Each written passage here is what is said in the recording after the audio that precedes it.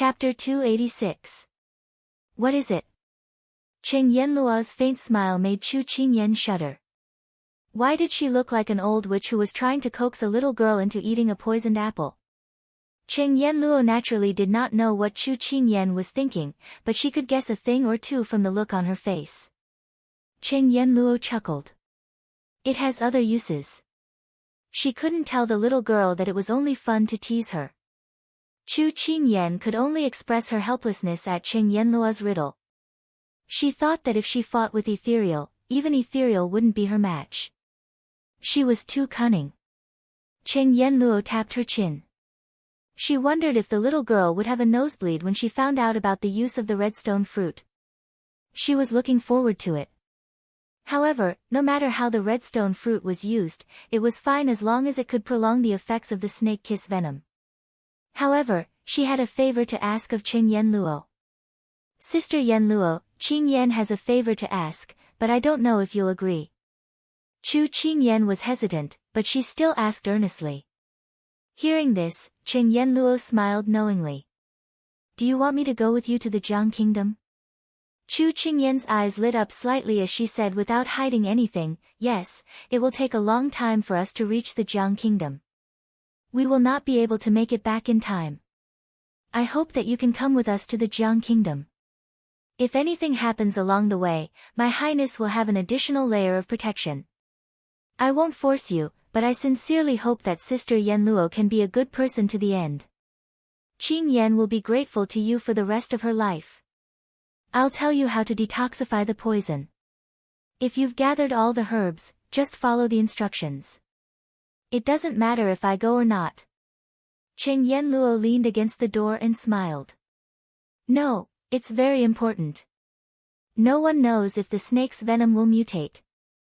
As for His Highness's safety, I want to do my best to ensure it. Furthermore, I believe in you.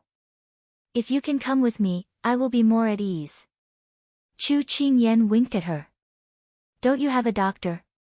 His medical skills are not inferior to mine, Cheng Yanluo said without hesitation. Chu Qingyan knew that she was talking about Ethereal. She rolled her eyes and said, how can Ethereal's medical skills be compared to yours? You were the one who detoxified the snake's kiss poison. You don't have to flatter me. I know what he's capable of. Cheng Yanluo's face turned cold at the thought of that person. Good sister, just agree. Chu Qingyan hugged her arm and said coquettishly. Cheng Yanluo patted her head gently. Just when Chu Qingyan thought that she had succeeded, Cheng Yanluo poured a bucket of cold water on her. Little girl, your coquettish and cute tricks only work on His Highness. I won't fall for it. As soon as she finished speaking, she left. Chu Qingyan stood in the distance and rubbed her nose. Sigh, Ethereal, I've tried my best to fight for you. Unfortunately, Yanluo won't budge. You're on your own now. She turned around and returned to Xiao Su's side. She habitually held his hand and continued her usual nagging. Although she knew that he had no intention of giving up, she still wanted to talk to him. She felt that if she talked to him more, he might be able to wake up sooner instead of sleeping day after day.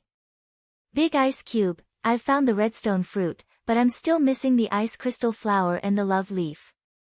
I don't know where the love leaf is, but I've found the ice crystal flower. It's in the Jiang Kingdom. Although the Jiang Kingdom is far away and I don't know what their situation is like, I won't give up as long as there's a glimmer of hope. There's one more thing. There are so many wolves and tigers in the Imperial Court who want you to die on this trip.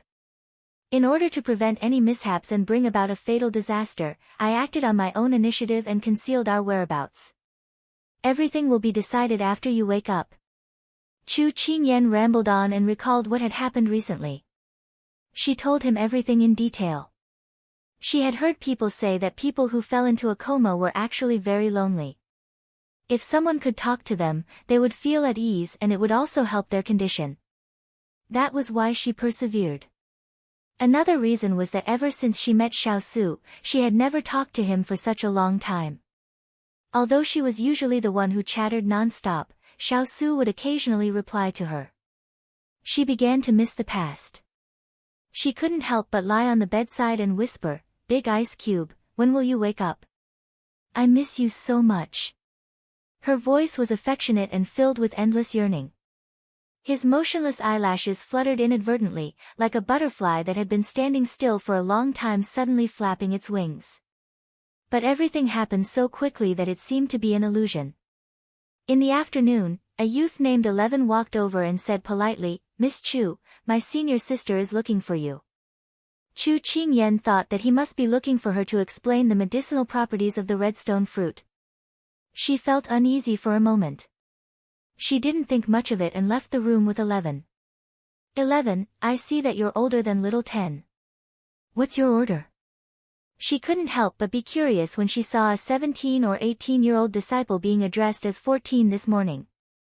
We're arranged according to the time of our apprenticeship. If someone in their 40s or 50s wants to be apprenticed in the future, they'll have to call me senior brother 11, 11 said with a smile.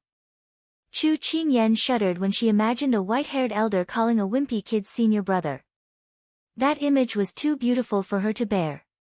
At this point, Chu Qingyan had already walked to Cheng Yenluo's room. She knocked on the door and entered only after she heard a response. "Sister Yenluo, I'm here." Take this." As soon as she entered the room, someone stuffed a piece of paper into her hands. Chu Qingyan glanced at Cheng Yenluo, who was writing something. She wanted to ask about it, but seeing how busy she was, she could only lower her head to read what was written on the paper. The medicinal properties of the redstone fruit. After reading 10 lines at a glance, Chu Qingyan understood that the redstone fruit was indeed not to be eaten, but to be used in a medicinal bath. However, she felt that this method of treatment was very normal. She had often seen this method on television, so she really couldn't understand why Cheng Yenluo had looked so cunning before.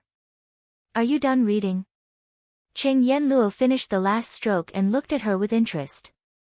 Chu Qingyan nodded honestly. She saw that cunning smile again. "Then you can go down and prepare for your highness's medicinal bath." Cheng Yenluo looked at her with a smile. "Me? Aren't you the ones preparing it?" Chu Qingyan raised her hand and pointed at herself in disbelief. "That's right, it's you," Cheng Yenluo said matter-of-factly. Her eyes curved into crescents. "I've done my research in private. Your Highness doesn't like to be touched by others, but he's an exception. I don't want our young disciple to die young, so as a family member of the injured, you have to do it yourself." "What?" Chu Qingyan was stunned. Chapter 287. She must have opened the door in the wrong way for her to hear this news. Chu Qingyan wondered if she should go out and come in again. That way, it would be more normal. Unfortunately, before she could act, Cheng Yenluo ruthlessly shattered her fantasy. Her tone was a little ambiguous. "You don't have to be embarrassed.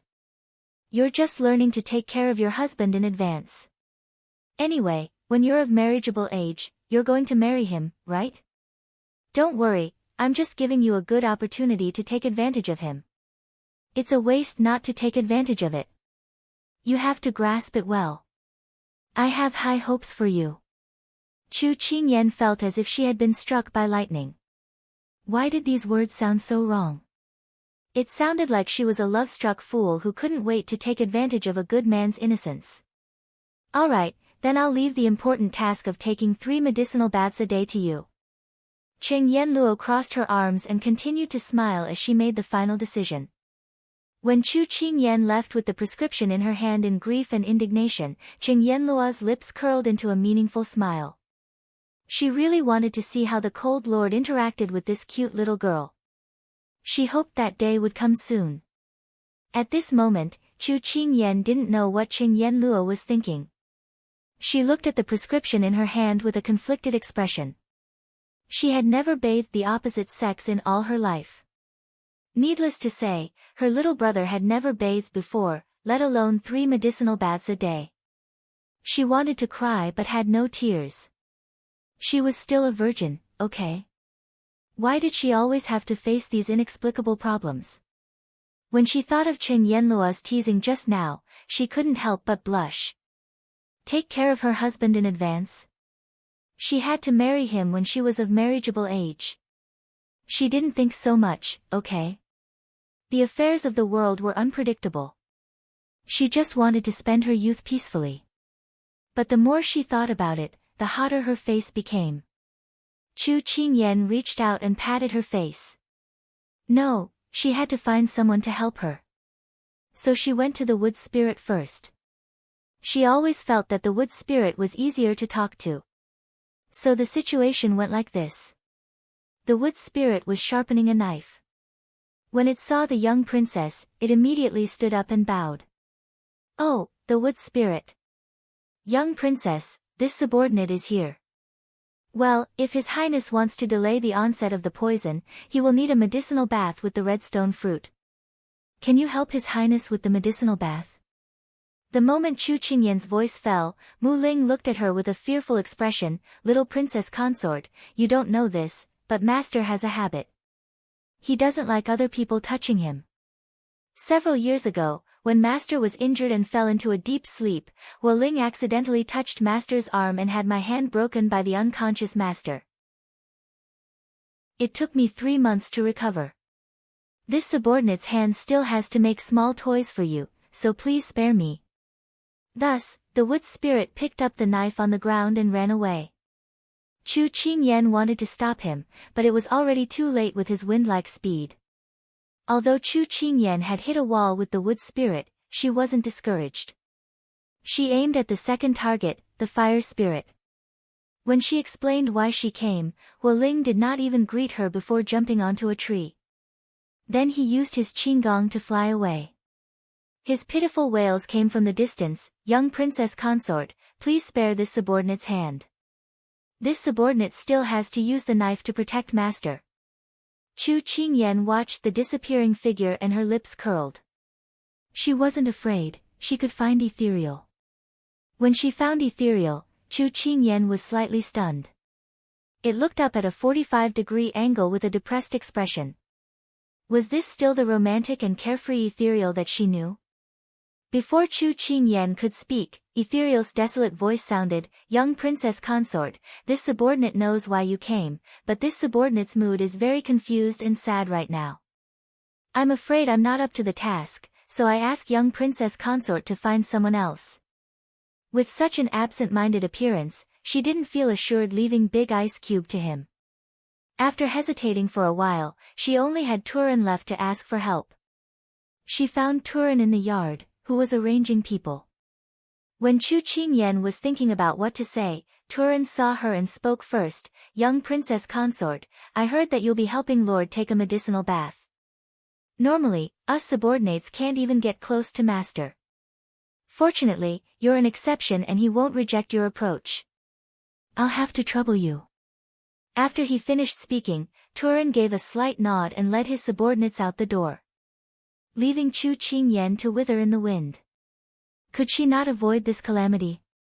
At this time, the death warrant had already arrived. Big Sister Chu, the herbs for the medicinal bath have already been prepared. The wooden tub has also been placed in His Highness' room. You can start now. 11 walked over and smiled as he spoke to her. Chu Qingyan had always thought that this little disciple looked like a little angel when he smiled. Now, she had the illusion that he had sharp teeth in his mouth and evil wings on his back. I understand. Chu Qingyan lowered her head and replied. It was only when she walked into the room that she suddenly perked up. What was this? For the sake of Big Ice Cube's health, she should do it without hesitation. Moreover, she had already hugged and kissed Big Ice Cube. Was she afraid of being completely honest with him? Even though she was clearly thinking this, her heart still felt a little flustered. When she entered the room, the door behind her closed with a bang. She jumped in fright. She subconsciously wanted to open the door, but when she glanced at Big Ice Cube on the bed, her hand involuntarily dropped down. Big Ice Cube's life was at stake. How could she still have the mood to think about such trivial things? She had a mature mentality and avant-garde thinking. Was there a need to be so hesitant? When she asked herself this, her trembling heart slowly calmed down. She quickly walked in front of the bed and reached out her hand. Then she took it back and scratched her head. What should she do? She estimated the distance between the bed and the wooden tub. It was at least 5-6 steps away. She did not know the great Qian Kun shift, so how could she teleport him into the wooden tub? But Huoling and the others had already escaped. It was impossible for her to call for help, so she could only do it herself. She remembered that the prescription clearly stated that in order for the body to absorb the medicine, she had to take off her clothes. She subconsciously looked at Xiao Su's clothes and swallowed a mouthful of saliva. Cool.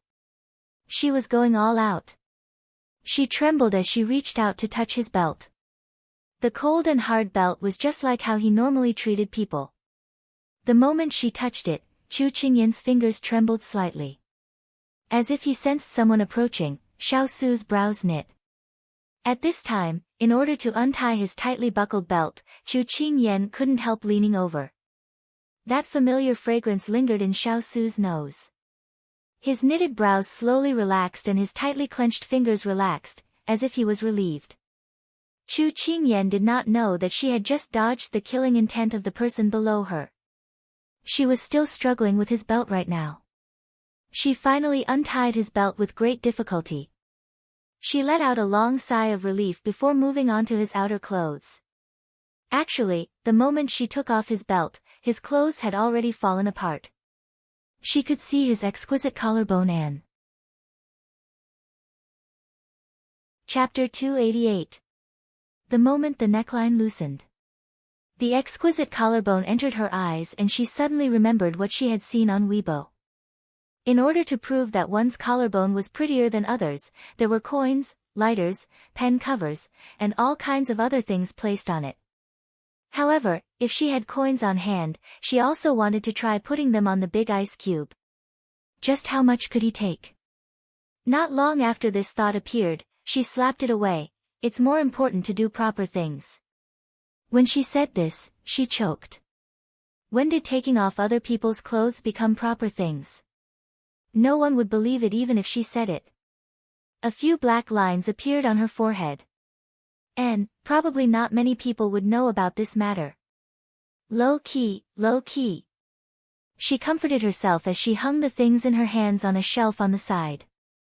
The big ice cube's illness was more important, otherwise the medicine would turn cold, so she had to move quickly. At this time, in the courtyard outside the room, Huoling and Mu Ling were squatting sneakily. Turan was leaning against a tree and Ethereal was standing with his arms crossed. The little princess consort should be starting, right? Huoling's voice was filled with interest. Looking at the time, it's about time. Mu Ling said after counting with her fingers. When the two of them were happily watching, Turan suddenly spoke from the side, "You're not doing proper things and you're slacking off here." Moreover, the doors and windows were tightly shut, so they couldn't see anything. Huoling looked at him and said with a sneer, "Didn't you also come to peep with us? Don't be the pot calling the kettle black." Turan choked and didn't say anything else. At this time, Ethereal shook his head and sighed. "In the past, it was hard for us to even take a single step closer to Master, but now he's treating the little princess consort differently. I feel like our friendship over the past 10 years can't compare to this 1 year of being together." The wood, fire, and earth spirits deeply agreed. Ever since he had the little princess consort, they no longer existed in Master's eyes. If Chu Qingyan knew what they were thinking, she would definitely reply like this. She would say that without her, they wouldn't exist in the big ice cube's eyes. The wood, earth, fire, and space spirits felt like their knees had been pierced by an arrow. At this time, a head came over. How is it? What step are you at?" Huoling casually replied, "He's probably changing his clothes." "No way, I clearly told the little girl not to wear clothes." As soon as he finished speaking, the four of them turned to look at the person who had suddenly appeared. Ethereal could not help but ask, "Since when do we need to take off all our clothes in the medicinal bath?" Cheng Yenluo could not be bothered to look at him. "My rules." The three spirits of wood, fire, and earth suddenly felt that their little princess had been cheated so miserably. No, it was their master. Chu Qingyan, who was in the room, naturally did not know what was happening outside. At this time, she helped Xiao Su to lean against the bed wall and took off the heavy coat. After taking off her outerwear, she was only left with her underwear. His pure white underwear contrasted with his pale cheeks, making him look even weaker. Her heart ached for him. She had always been strong enough to make her feel at ease, but now she had become so fragile. She closed her eyes and raised her hand to wipe away the tears at the corner of her eyes. Because of his sitting posture, his head was slightly tilted, and his expression was very innocent. Chu Qingyan was a little hesitant to take off his underwear. In the end, she gritted her teeth and in a spurt of energy, she closed her eyes and opened the underwear. Because of his arm, she gently lifted his left hand. After safely passing through, she lifted his right hand. Finally, she took off his shirt. She was about to put down his right arm, but because of gravity, he slid down the bed wall. Chu Qingyan felt his movements and did not care about anything else. She immediately reached out to stop him, and Xiao Su's entire body fell into her chest. Because his head was made of bones, Chu Qingyan felt her chest being heavily hit. She almost cried out, but she bit her lip to stop herself. She had no choice but to open her eyes and reach out to hold his shoulder. The touch of warmth and coldness made her feel dazed. She gathered her thoughts and helped him sit up. She thought that the big ice cube usually looked lean, but she did not expect his body to be so muscular and sexy under his clothes. It was the most popular saying nowadays. He looked lean with clothes on, but muscular without clothes. Chu Qingyan swallowed her saliva. This was simply torture for her body and mind. Although she had never experienced love, her roommates in the dormitory kept talking about 8-pack abs, the golden ratio of the belly button, and the ratio of the upper body to the upper body was 5:8. At this moment, these were the words that were hovering in her mind. She swallowed her saliva again. She felt that the big ice cube fit all of these descriptions. If her unscrupulous roommates saw this scene, they would probably turn into wolves and pounce on him. Fortunately, she had good self-control. She patted her chest and looked away. Then, she retracted her gaze and looked straight ahead. Her mission was to help Big Ice Cube take a medicinal bath, not to admire beautiful men. After cheering him on, she was conflicted again. How should she take off the Big Ice Cube's pants? His upper body was fine, but she really did not have the courage to take off his lower body. However, Sister Yen Luo had said that in order to maximize the medicinal bath's effect, she had to do this. Chu Qingyan stretched out her hands for a long time before slowly taking off his pants. Cough, cough. There was still a pair of underwear underneath. She would just ignore it for now. She had to put him in the wooden tub first. Chu Qingyan gestured with her hands. She lifted one of his arms and fixed it on her shoulder. Then, she said, "Big Ice Cube, be careful. I'm going to help you up." She did not intend to hear his reply. He was already unconscious, so he probably did not know anything. Hence, she got ready to stand up. However, when she exerted her strength, she fell heavily on the bed. Fortunately, she bumped her head against his body. It was really painful. If I wasn't a 10-year-old, I wouldn't have a problem lifting the big ice cube up, right? She whimpered. Indeed, there was a huge difference in strength between a man and a woman. However, she did not dare to delay. Even if she went out to seek help, no one would care about her. She regained her composure. Gritting her teeth, she supported his waist with one hand and held his hand with the other. She used all her strength to help him up from the bed. However, she did not dare to think too much at this moment. After she steadied herself, she began to walk towards the wooden tub with difficulty. Every step was very strenuous. Not only did she have to bear all his weight, but she also had to overcome his slipping body at any moment. Although the big ice cube had been unconscious for the past few days, she had only given him a simple wipe. She had not bathed him. However, after so many days, there was no smell on him at all. He still smelled so good. Oh, he smelled so good. Smelled so good. Something was flowing out of her nose. Why was it so itchy? Chu Qingyan lowered her head. A drop of blood fell to the ground and shattered into a flower. Bastard! She was actually having a nosebleed. Why was she having a nosebleed? In an instant, she felt dizzy. Sigh. It must be because she had not rested well recently. That was why she was feeling so dizzy. This untimely nosebleed would cause misunderstandings, okay? She had been innocent all her life. Chapter 289. Her eyes seemed to be playing tricks on her. She shook her head. Her head felt heavy. She didn't know why, but she felt that her head was burning. Her head was heavy, and she really wanted to sleep. If she had a pillow, she would probably fall asleep. Could it be that she had this strange feeling because she saw Big Ice Cube's body? That couldn't be right. However, she couldn't care so much at this moment. The most important thing was to help Big Ice Cube inside. Because she had to support Xiao Su's entire body, she couldn't look down. She didn't see the water that the child had spilled on the ground when he brought it in. By the time she stepped on it, it was too late to realize that something was wrong. Because her foot had already slipped, she lost her balance and fell in Xiao Su's direction. She widened her eyes in fright. No, Big Ice Cube was injured, and the bones of people in winter were weaker than in other seasons. If he fell like this, it would be one disaster after another for Big Ice Cube, adding injuries on top of injuries. In the blink of an eye, she used all her strength to adjust their positions.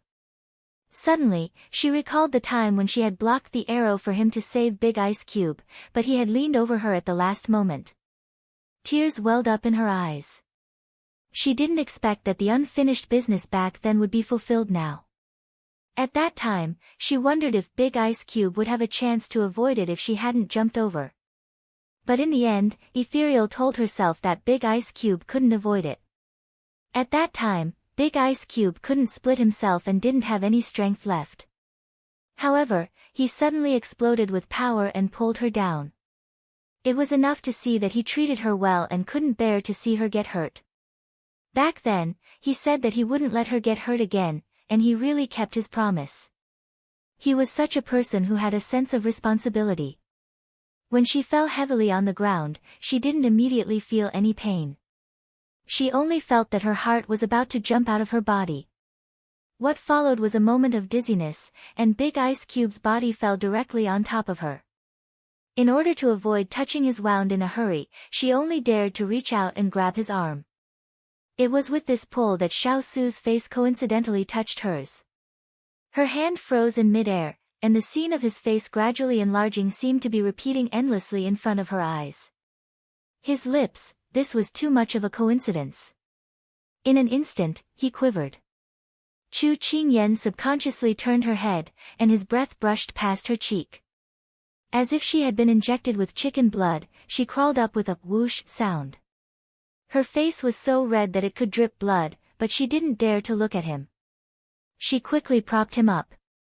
She didn't know where the strength came from, but in a daze, she propped him up and placed him into the wooden tub. When she saw him sitting quietly in the bucket, Chu Qingyan opened her palm. She still couldn't believe that she could do such an incredible thing. If it wasn't for today, she wouldn't have known that she had the potential to become Popeye. As expected, potential needed to be stimulated. However, that kiss just now, was it like a lucky kiss? Chu Qingyan shook her head. No, her mind was in a mess. What was she thinking? Suddenly, she began to feel dizzy again. Chu Qingyan couldn't help but lean on the wooden tub to wake herself up. She didn't know what was going on today, but her body kept protesting. Could it be that she was sick? Perhaps it was because she didn't have much rest recently. Chu Qingyan didn't think too much about it. She touched the few buckets of hot water on the ground. The water was still very hot. There shouldn't be any problems. Although Chu Qingyan felt that she had tossed around for a long time and wasted a lot of time, in fact, only a cup of tea's worth of time had passed. Because she was anxious and nervous, she felt that time was very long. Chu Qingyan didn't hesitate. She lifted the bucket and poured the water into the wooden tub. There were 3 or 4 buckets of hot water in the room. She poured one bucket after another, not daring to stop for fear that the water would turn cold. The herbs that she had poured at the bottom of the bucket immediately floated up with the water. When it almost reached Xiao Su's chest, she stopped. Because there was an arrow wound on Big Ice Cube's chest that hadn't formed a scab yet and couldn't come into contact with water, Chu Qingyan carefully avoided the gauze. But at this time, Chu Qingyan saw the black hair that poured over Xiao Su's shoulders. She suddenly patted her head and remembered that she had neglected it. She immediately turned her head to look for a hairpin to tie up his hair. But after looking for a long time, she couldn't find it. Finally, her eyes lit up and she pulled out the jade hairpin on her head. Immediately, 3,000 strands of black hair fell down and the handsome little boy immediately returned to his elegant young girl appearance. But she didn't care about her hair. She walked behind Xiao Su and pushed his black hair to the back of his head. A man's hair wasn't as smooth as a woman's and was a little hard, but it still felt good to the touch. In the past, when they slept together, she had pulled out his hair to play with it. This was the first time she had done it for him. Although she hadn't done anyone else's hair before, she had done her best this time. She took a step back and admired it. Although it was a little crooked and strange, she couldn't resist Big Ice Cube's good temperament. No matter how bad the hairstyle was, it still looked beautiful on his head. After admiring it, Chu Qingyan couldn't help but praise her skills. She put on a serious face and didn't lie at all. After his hair was pulled up, his strong shoulders were exposed. Chu Qingyan raised her hand and poked his face with jealousy. She said softly, "Your skin is so good. As a woman, I'm not convinced." But no matter how she tossed and turned, the person sitting peacefully in the water didn't react at all. Chu Qingyan withdrew her hand. She remembered Yan Luo's words. After a quarter of an hour in the water, the redstone fruit could be cut open and the fruit inside could be pulled into the water. She immediately turned around to look for a dagger and took the redstone fruit from the tray. When she turned around, a hazy smoke rose. It seemed like she was admiring it through the thin smoke and faint fog. No. She had already sprayed it once. She coughed softly. This really wasn't a very good experience. Fortunately, no one noticed. But when she walked back to the wooden tub, she suddenly remembered that Big Ice Cube's underwear hadn't been taken off yet. It seemed that soaking in the water didn't affect the absorption of the herbs. But at that time, Yan Luo had repeatedly reminded her not to forget this part. She scratched her head. Should she take it off? But, why did she feel that Yan Luo's expression at that time was a little, wretched? No, she must have seen wrongly. Yan Luo was a straightforward person. She wouldn't lie to her about this kind of thing. Forget it. She would rather kill 3,000 innocents than let one go. Chu Qingyan put down the dagger and redstone fruit in her hand and rolled up her sleeves to prevent them from getting wet. At this time, the herbs were floating on the water. There were flowers and leaves. In short, they were densely packed and covered the bottom of the water. But she could still vaguely see the white underwear underneath. Chapter 290. Before her hand was about to enter the water, she looked at the person in front of her worriedly. Then she pretended to be relaxed as she said, "Big Ice Cube, everything is according to authority. Cough, I believe that you won't mind. Also, I guarantee that my eyes will be closed the entire time. I won't see anything that I shouldn't see. Cough, so I'm going to start." Chu Qingyan tried to sound him out. Seeing that the person in the water didn't react at all, she let out a sigh of relief. Then she pulled up the sleeve that had slipped down her arm again and reached into the water. When she entered the water, she created a small splash. At first, the medicinal herbs scattered with the ripples, but soon, they were attracted by her movements and gathered around her arm. She felt itchy on her arm, but she didn't dare to scratch it. In her hazy state, she felt his body shrink back. Chu Qingyan hesitantly raised her head to look at him, but his eyes were still tightly shut, so she continued. After finding the belt with great difficulty, Chu Qingyan was delighted. She found the knot and pulled it slightly. However, once she was happy, tragedy followed. She accidentally turned the slip knot into a dead knot. Then it was another fierce struggle. When she finally untied it, her forehead was already covered in sweat. She swallowed a mouthful of saliva and used the buoyancy of the water to complete the last step. This action seemed to be more tiring than holding 20 caddies of water and squatting for 4 hours in a horse stance. Until she held his pants in her hand, Chu Qingyan still couldn't believe that she had completed such a difficult action. Her potential was limitless. But she felt that it was better not to do this a second time. However, Chu Qingyan forgot that what was taken off had to be returned.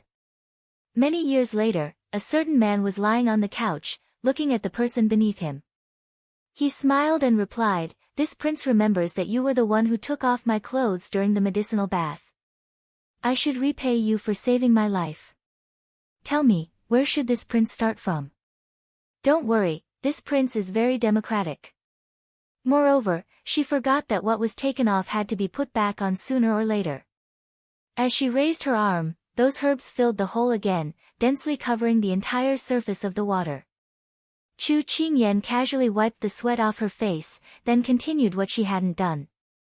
She carefully cut open the red stone fruit and realized that there were small, sparkling and translucent grains inside. They were very small and cute. Admiring them was one thing, but Chu Qingyan quickly broke them into the water. Following that, the red stone fruit was added, and the water quickly turned red. Chu Qingyan's lips. The red color that spread out on the water, it made her think of tomato and egg drop soup. Cheng Yenluo had told her that she could change the water once the red color entered her body and gradually lightened. However, she couldn't guarantee how long it would take to absorb the red color, as it depended on the person's physique. Therefore, her current task was to keep an eye on Aqua Rose. Once the red color disappeared, it was time to change the water and add medicine. Chew to the water to look to the point to the water to of the water. But of a person to the of the water to the of the water. Even the mask couldn't hide his exquisite features. Chu Qingyan couldn't help but sigh softly. Big Ice Cube, Sister Yenluo said that it's best to take off your mask when you're soaking in the medicine. But I think it's okay if you don't take it off. She smiled slightly. You're wearing a mask because you don't want anyone to see your face. So how can I take advantage of you when you're unconscious? Do you think that I'm becoming more sensible and loving? If you wake up, you have to help me teach Huling and the others a lesson. When I need their help, they run away like a wisp of smoke. She complained. However, no matter what she said, the person opposite her didn't respond. Chu Qingyan frowned, but soon relaxed. Sister Yenluo said that after you've absorbed the red stone fruit, you'll slowly regain consciousness.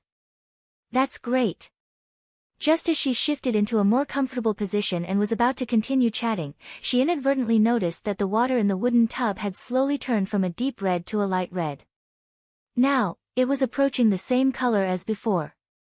She had thought that the absorption process would take at least 2 hours, but it didn't even take half an hour. Chu Qingyan couldn't help but stand up. She had to inform 11 to bring in some hot water. As soon as she opened the door, Chu Qingyan clearly sensed that a few gazes had suddenly disappeared. She looked around suspiciously, but didn't find anything suspicious. She put aside her thoughts and turned to little 10 and 11, who were walking over quickly. The first medicinal bath is done. We can proceed with the second one. Okay.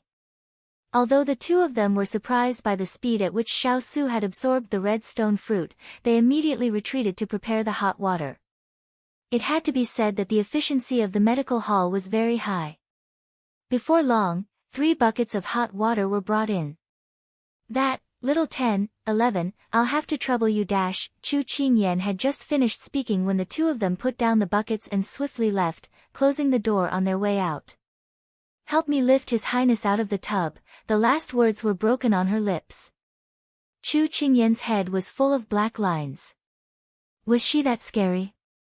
Oh, no, was Her Highness that scary? Forget it, it was better to rely on herself than on others. Chu Qingyan walked to the side of the wooden tub, but she was somewhat helpless. She couldn't help but walk around the wooden tub. It wasn't easy to lift him up, and the water had to be changed.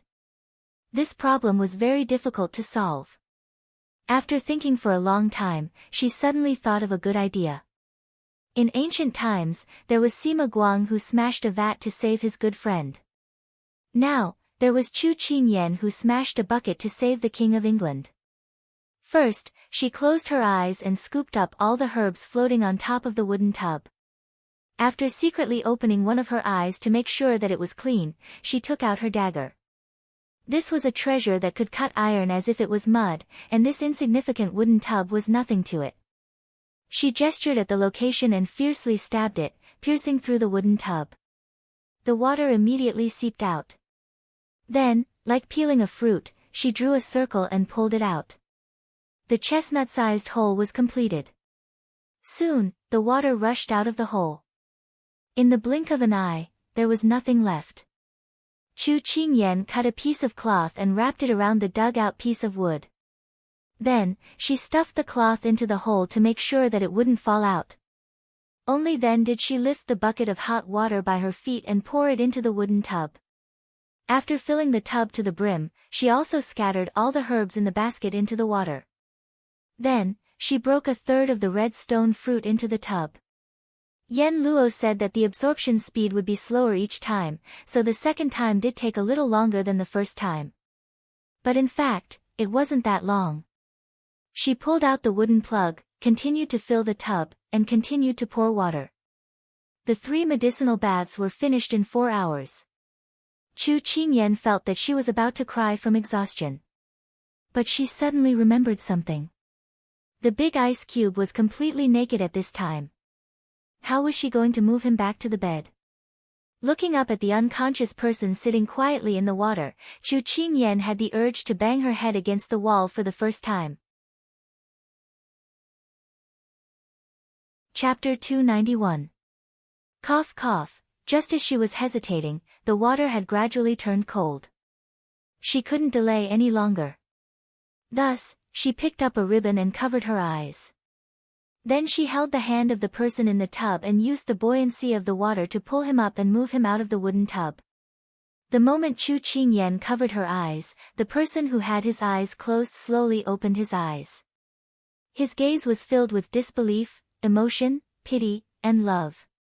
He reached out to hold onto the wooden tub and moved himself out of the wooden tub without a trace. Chu Qingyan felt that this move seemed to be much easier than the last time. Even if she was blindfolded, she seemed to be able to find the right position of the bed. After placing the person on the bed, Chu Qingyan didn't dare to take off the ribbon immediately. Instead, she picked up a set of clean clothes that was placed beside the bed and prepared to help Big Ice change into them. Xiao Su's gaze never left her. Watching her use all her strength to support him, watching her stupidly fumble around, and watching her clumsily help him put on his clothes, it would be a lie to say that he wasn't moved. She was blindfolded with the ribbon covering her pair of bright and clear eyes. The wide ribbon made her face look even more petite. The black hair scattered over her shoulders just happened to fall to her waist, shining with a faint luster. Wearing men's clothes made her figure look even more neat and slender. He felt that he hadn't looked at this little fellow properly for a long time. In this period of time, he found that she had grown taller, but also thinner. His heart was filled with pity.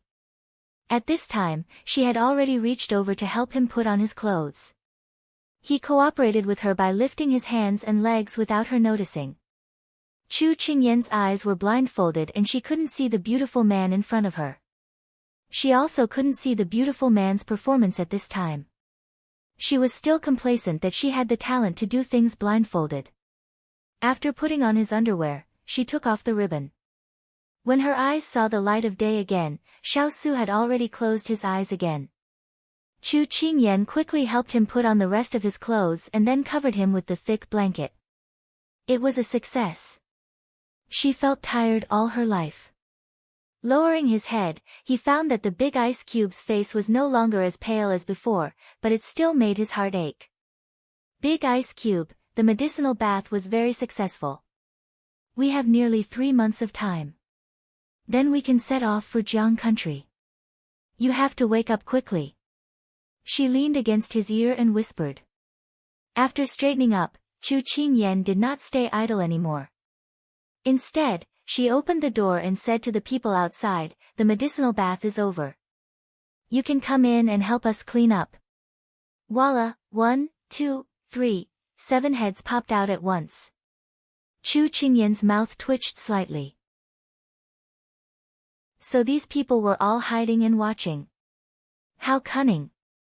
I suddenly remembered that I have to prepare for the departure. I'll take my leave first. Turan touched his head, turned around as if nothing had happened, and ran away. I also have something to do. Turan coughed softly, then turned and left. I have to go and see if they're here yet. It's been so long, why is there still no sign of them? Mu Ling muttered and ran away. There's definitely not enough medicinal herbs. I'll go and ask Sha Feng for more. Ethereal put his hand to his lips, then ran away in a hurry. Chu Qingyan turned to look at Cheng Yenluo, who was smiling sheepishly. She raised her hands and said innocently, I have no intention of running away. I'm just going to see how your highness medicinal bath is working. Cheng Yenluo slowly walked in. Chu Qingyan shrugged and stepped aside. Thus, oh my god, Chu Qingyan, explain to me. Is there a flood in this room? Chu Qingyan pursed her lips and smiled, then slipped away. Chu Qingyan, stop right there. Whoever stopped was an idiot. Chu Qingyan was in a great mood. Don't think that she didn't know that she had schemed against this medicinal bath. This was called revenge for a gentleman. It was never too late to wait a few hours. Ha ha ha, Cheng Yenluo put her hands on her hips and looked helplessly at the disappearing figure. She could only resign herself to fate and call for someone to clean up. The cost of cleaning up will be deducted from your consultation fee. Chu Qingyan walked out of the medical hall and stopped in front of a forest. She turned her back to the tree trunk and touched her sleeve, then took out a bamboo flute. She stroked the flute with her fingers. After a while, she put it to her lips and blew into it. The mellow sound of the flute echoed in the forest. After a while, she heard the sound of clothes fluttering in the wind. She smiled slightly. He's here. Hello, little girl. Aren't you taking care of your highness? Why are you still in the mood to summon me? An elegant voice came from above. There was a hint of jealousy in it, but only the person in question could hear it. Chu Qingyan left the tree trunk and looked up at the person on the branch. She was curious. Dongting, why do you always appear in this way? It's not novel at all. Higashio Motetsu raised his eyebrows and jumped down. He complained, do you think this young master wants to do it? It's just so coincidental every time. It doesn't suit this young master's temperament at all. You have temperament? Chu Qingyan rolled her eyes. Higashio Motetsu felt embarrassed to be mocked by a little girl who was 6 years younger than him. But since she was 6 years younger than him, he was magnanimous and didn't bicker with her. Seeing that you're still in the mood to joke with me, it proves that your highness is out of danger. Higashio Motetsu leaned back with both hands and leaned against the tree trunk. His posture was indescribably carefree and leisurely, with a hint of devilish charm. Chu Qingyan stopped smiling and her eyes turned serious. Strictly speaking, he should be out of danger for the time being. Oh. Higashio Motetsu looked at her in surprise. What do you mean? Could it be that there's still an unforeseen event? He thought that if Xiaosu didn't have many good days left to live, then he would take a sword and force him to the medical hall to hand over the thing. Just as he had this thought, he was interrupted by Chu Qingyan's words. Snake's kiss poison originally had no cure. Fortunately, we found a doctor and obtained the prescription. But to cure this poison, we need 3 rare herbs in this world. Now, we're still missing 2. One of them is missing and the other one is very difficult to obtain. I'm very worried. Chu Qingyan felt her head become heavy and she couldn't help but lean against the tree trunk with a worried expression. So you called this young master out because you want this young master to help you find the herbs? Higashio Motetsu's natural sense of superiority made him blurt out without thinking. Chu Qingyan shook her head. I wanted to say goodbye to you because I'll be leaving here in a few days to look for herbs. Higashio Motetsu was slightly stunned that she didn't forget to say goodbye to him before leaving. He put away his playful expression. Then how did you know that I would be here? Chu Qingyan curved her lips but didn't answer. Should he ask her why? She also couldn't explain it clearly. Perhaps she had some suspicions in her heart, but she also had some expectations. Seeing that she didn't answer, Higashio Motetsu changed the topic. What herbs are you missing? Love grass, I still don't know where it is. As she spoke, her voice became softer. Higashio Motetsu felt that something was wrong. He turned his head and saw that small figure slowly sliding down the tree trunk. Little girl. Chapter 292. When Chu Qingyan fell, Higashio Motetsu was very surprised. He hurriedly reached out to grab her arm, and the scalding heat made him slightly startled. Without any hesitation, he pulled her into his embrace. In an instant, it was as if he was holding a fireball in his arms. Higashio Motetsu immediately raised his hand to her forehead. It was very hot. She was having a fever. What was going on? Why did she suddenly have a high fever? He suddenly remembered that she had been running in the rain for so long and had to take care of Xiaosu. He suddenly understood. When Higashio Motetsu retracted his hand, he touched her sleeve. It was wet and cold. He was a little surprised. How did she get wet? He immediately shook the person in his arms and patted her face. Little girl, wake up. You can't fall asleep like this. At this time, the sun was already setting in the west. Winter nights always came earlier than other seasons. Once night came, the forest would be even colder. The little girl would definitely not be able to take it. However, no matter how he called out, the person in his arms did not respond. Zimo, come out for this young master. Higashio Motetsu roared.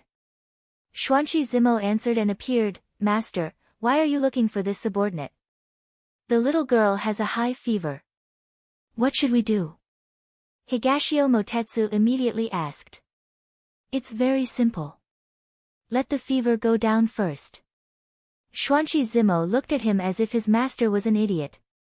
Higashio Motetsu resisted the cross on his forehead. This young master also knows that the fever should go down first, but this young master is asking how to do it.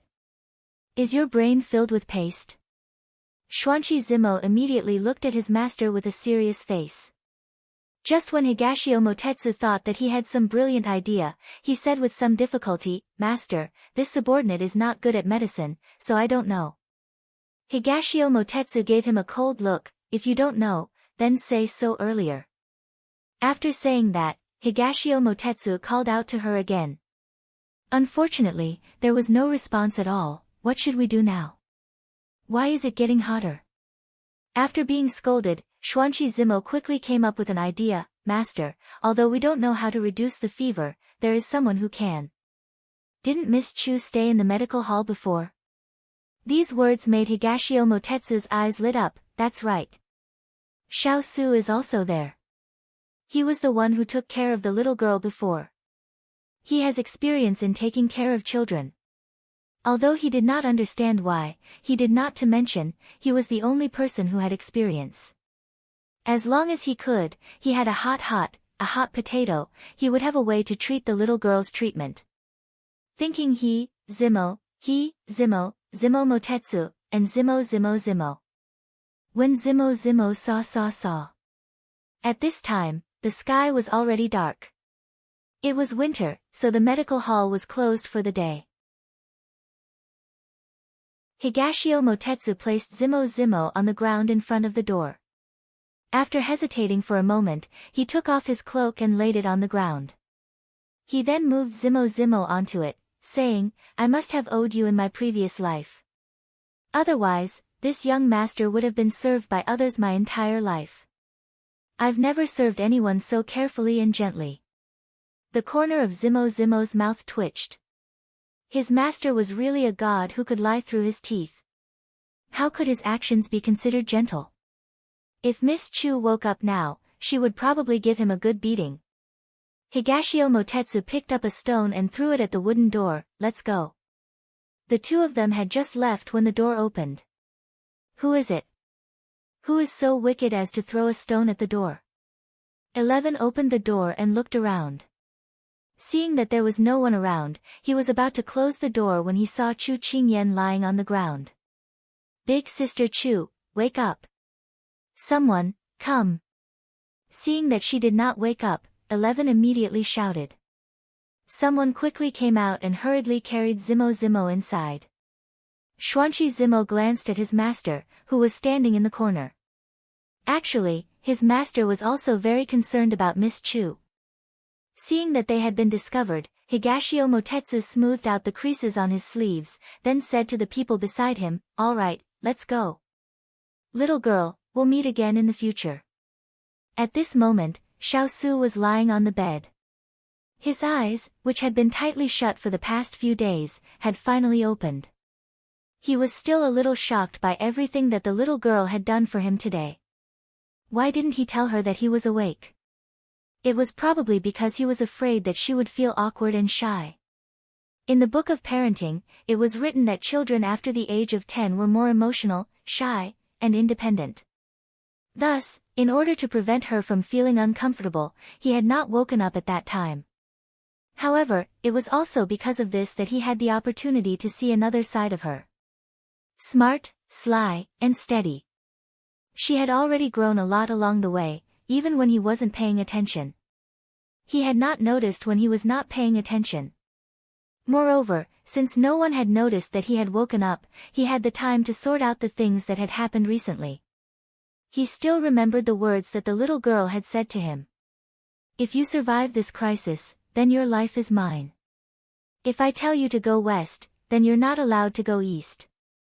If I tell you to put down those so-called responsibilities, then you're not allowed to shoulder them. Otherwise, I won't be polite to you.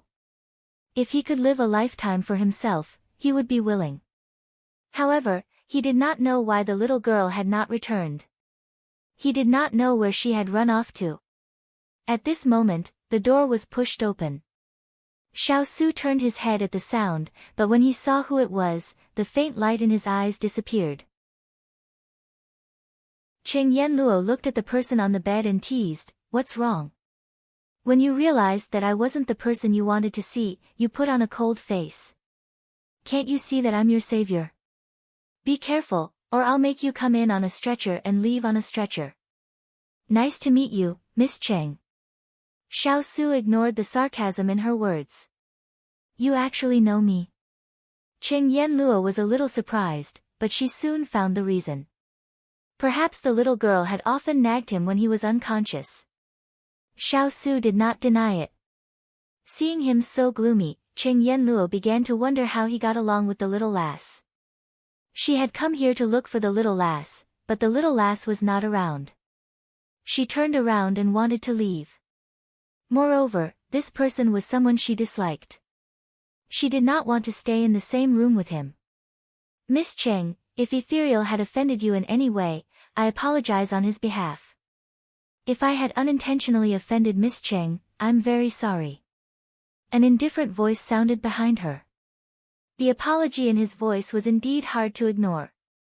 His words surprised Qing Yanluo. She turned to look at the person on the bed in disbelief. She had heard that the King of England was a man of his word. He was cold-blooded and heartless. Why would he apologize to someone? It was scarier than the sun rising in the west. Xiao Su didn't care about Qing Yanluo's mood at the moment. The thing that the little girl mentioned the most to him was about Kong Ling and her, so much so that he had blurted it out without thinking. It seemed that he had been influenced by the little girl. At this moment, there was a rush of footsteps. Senior sister, Sister Chu has fainted. Chapter 293. Xiao Su immediately sat up when he heard that the little fellow had a high fever, despite his injuries. Qing Yanluo said to the outside, "Bring her to the West Wing ward. I'll go take a look." As soon as he said this, Xiao Su immediately objected. "Bring him into this room." Qing Yanluo was about to retort when she saw Turan carrying Chu Qingyan quickly walking towards them. She frowned but didn't say anything. She immediately followed them into the room. Xiao Su had already stepped forward to take Chu Qingyan the moment Turan entered the room. He could feel her burning body the moment he touched her. His gaze was cold as he immediately carried her to the bed. He raised his hand to touch her little face. It was pale and bloodless. She was no longer as lively as before. His heart wrenched. "Your Highness, let me take the little girl's pulse first." Qing Yanluo immediately stepped forward. Hearing this, Xiao Su stepped back to give her some space. Qing Yanluo sat on the bed and took her pulse. Suddenly, she frowned. The cold has invaded her body for more than a day or two. It has accumulated to the point that she has a high fever. She should have felt dizzy before this, but the little girl didn't say anything. Qing Yanluo couldn't help but look at the person beside her. It seems that she didn't care about her own body in order to take care of you. Perhaps she didn't care at all. After you took the medicinal bath, she relaxed and fell ill. Xiao Su remained silent and didn't reply. His gaze was fixed on the person on the bed. Qing Yanluo turned to look at Chu Qingyan. "I'll prescribe some medicine for her first. Let's see if the fever will subside tonight. If it doesn't, what if it doesn't subside?" Xiao Su frowned and looked at her. Qing Yanluo sighed. At her age, if the fever isn't treated properly, it will affect her development in the future. For example, her intelligence. Qing Yanluo didn't say it clearly, but everyone present was Ling Long's people. How could they not know what she meant? If the fever didn't subside, then Chu Qingyan would most likely become a fool. Xiao Su closed his eyes. When he opened them again, his entire body was as cold as ice. "Go and boil the medicine first. Her fever must be brought down by tonight." Qing Yanluo didn't like it when others spoke to her in a commanding tone. However, she wasn't bothered by it at all. I'll get someone to arrange Qingyan's room first." Qing Yanluo stood up and said. "No need. She's with this prince," said Xiao Su without even thinking about it. When Qing Yanluo saw that there was nothing unusual in the room, she understood what was going on. She did not want to waste time on this issue. Instead, she said to Turan and the others before she left, "The patient needs fresh air now. You'd better leave first." Tu Ling and the others glanced at their master. After receiving his permission, they retreated. The door closed, and the room fell silent. Xiao Su sat down and raised his hand to brush the hair in front of the little fellow's forehead, revealing her full and smooth forehead. He gently stroked her hair. The scorching heat rubbed against his fingertips. He held her cold fingertips tenderly, trying to warm her up. "Little fellow, don't be afraid. This prince won't let you become a fool," he said softly. What he got in response was a painful moan. Xiao Su's brows were tightly knitted, and he couldn't calm them down. At this moment, little 10 came in with a basin of water, and 11 came in with a bowl of medicine. Little 10 said, "Your Highness, my senior sister said that she'll rub a cloth and stick it on Big Sister Chu's forehead to help her reduce her fever." 11 continued, "This is the medicine my senior sister asked me to boil. She needs to drink it while it's hot. Put it down." Xiao Su raised his hand and ordered. Little 10 and 11 looked at each other. Was His Highness planning to take care of Big Sister Chu himself? An injured patient taking care of a sick patient? But the two of them obediently put down the things, told him what to pay attention to, and the two of them went out. Xiao Su got up and took the bowl of medicine. He lifted her up and hugged her to his chest. Then he put the bowl close to her lips, and then he lifted her chin with his finger. She cooperatively opened her mouth slightly and drank the medicine. This was the experience he had from taking care of the little fellow before, and now it was easy to use. If Chu Qingyan saw this scene, she would probably vomit blood in anger.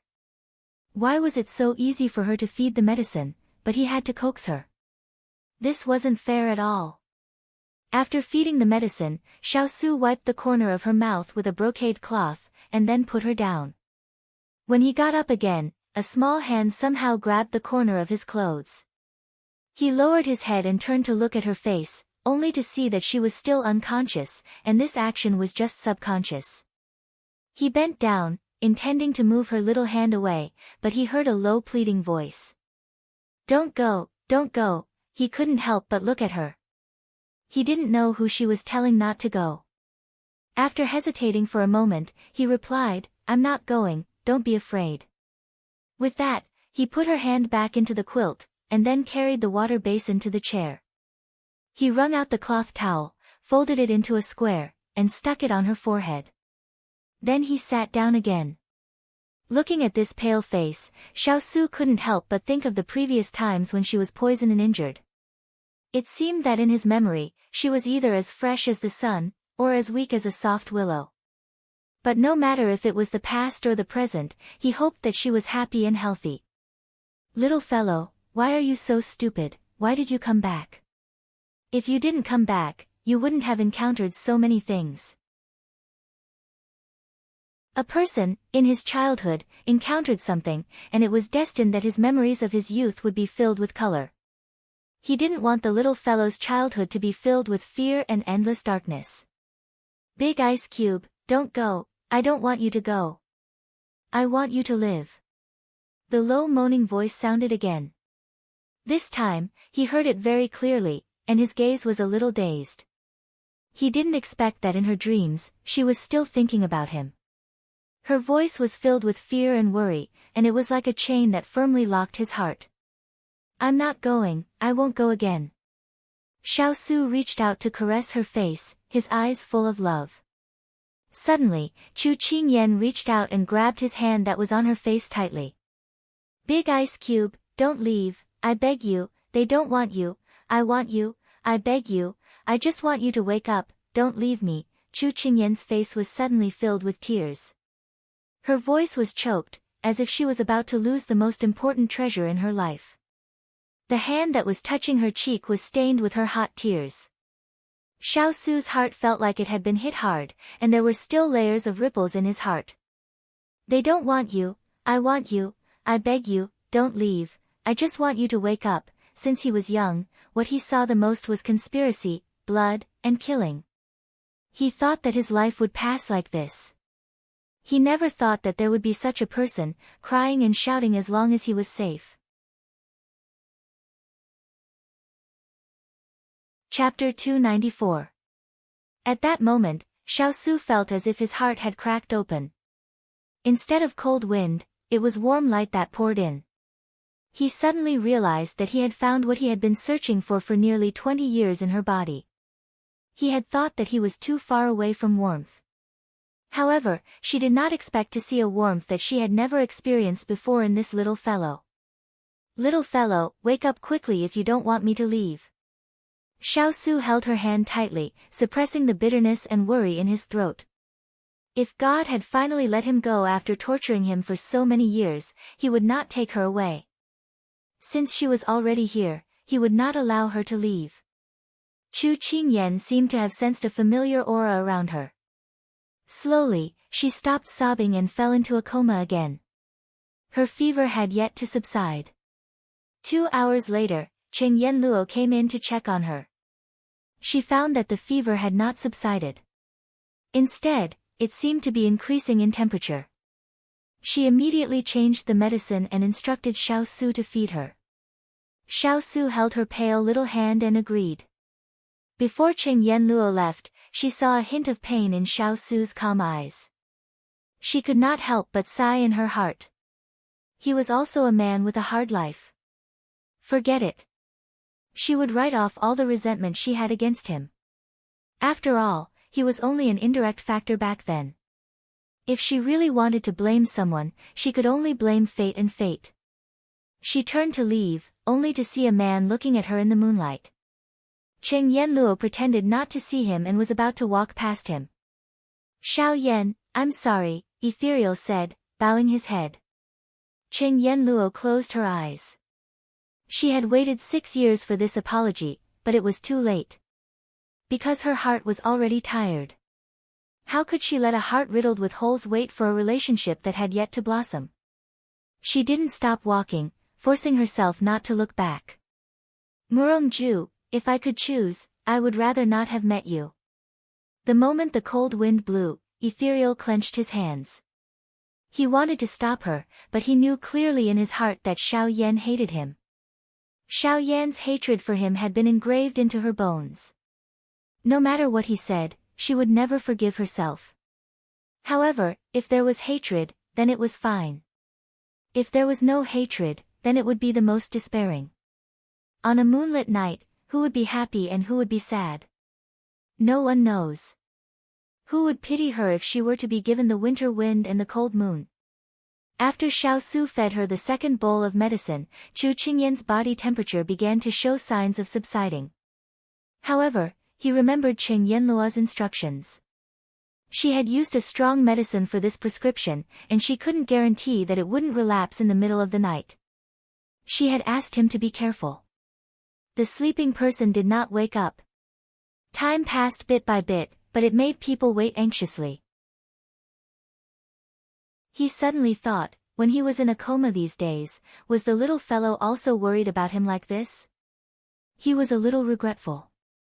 He should have told her that he had woken up today so that she wouldn't have to suffer the pain of fear in her dream again. A touch of bitterness appeared in the corner of his mouth. Xiao Su held her hand and said slowly, I remember that during the period when I was in a coma, you talked to me a lot. This time, it's my turn to talk to you. He still remembered that when he was wandering in the dark, it was the little fellow who didn't give up. Every sentence she said constantly filled the scenery around him. Every time he was ready to leave, it was her cries, her reluctance, and her regret. Like vines, she wrapped his limbs tightly, making him unable to leave, and then waited for the dawn to come. My identity was destined the moment I was born. I was the legitimate prince of the Sichuan kingdom. It was also destined that I would live an unequal life. When I was young, I didn't understand. I thought that as long as I worked hard and became successful, they would look at me. Unfortunately, they didn't. Later, I thought that if I became an irreplaceable person, would they also look at me? But in the end, he smiled bitterly, I became a thorn in their side, a stumbling block that they wanted to get rid of. I didn't understand. Why didn't everything develop according to Imperial Mother's plan? Until that big fire ignited. In order to protect me, the people around me were killed one by one in front of me. Blood flowed like a river in the palace, the fire burned red. When I was 10 years old, my eyes were red. Red blood, red fire, and then everything was swallowed up. Little fellow, in the past, I used to envy the children of the common people. Although they didn't live a rich life and didn't have servants, they had family ties that I didn't have. Because of this, they could easily defeat me. He caressed her face and smiled faintly, little fellow, have you already guessed the other mission that Imperial Father gave me? Was that why you weren't willing to leave me in the forest? He didn't wait for a reply from the person on the bed, but he wasn't disappointed.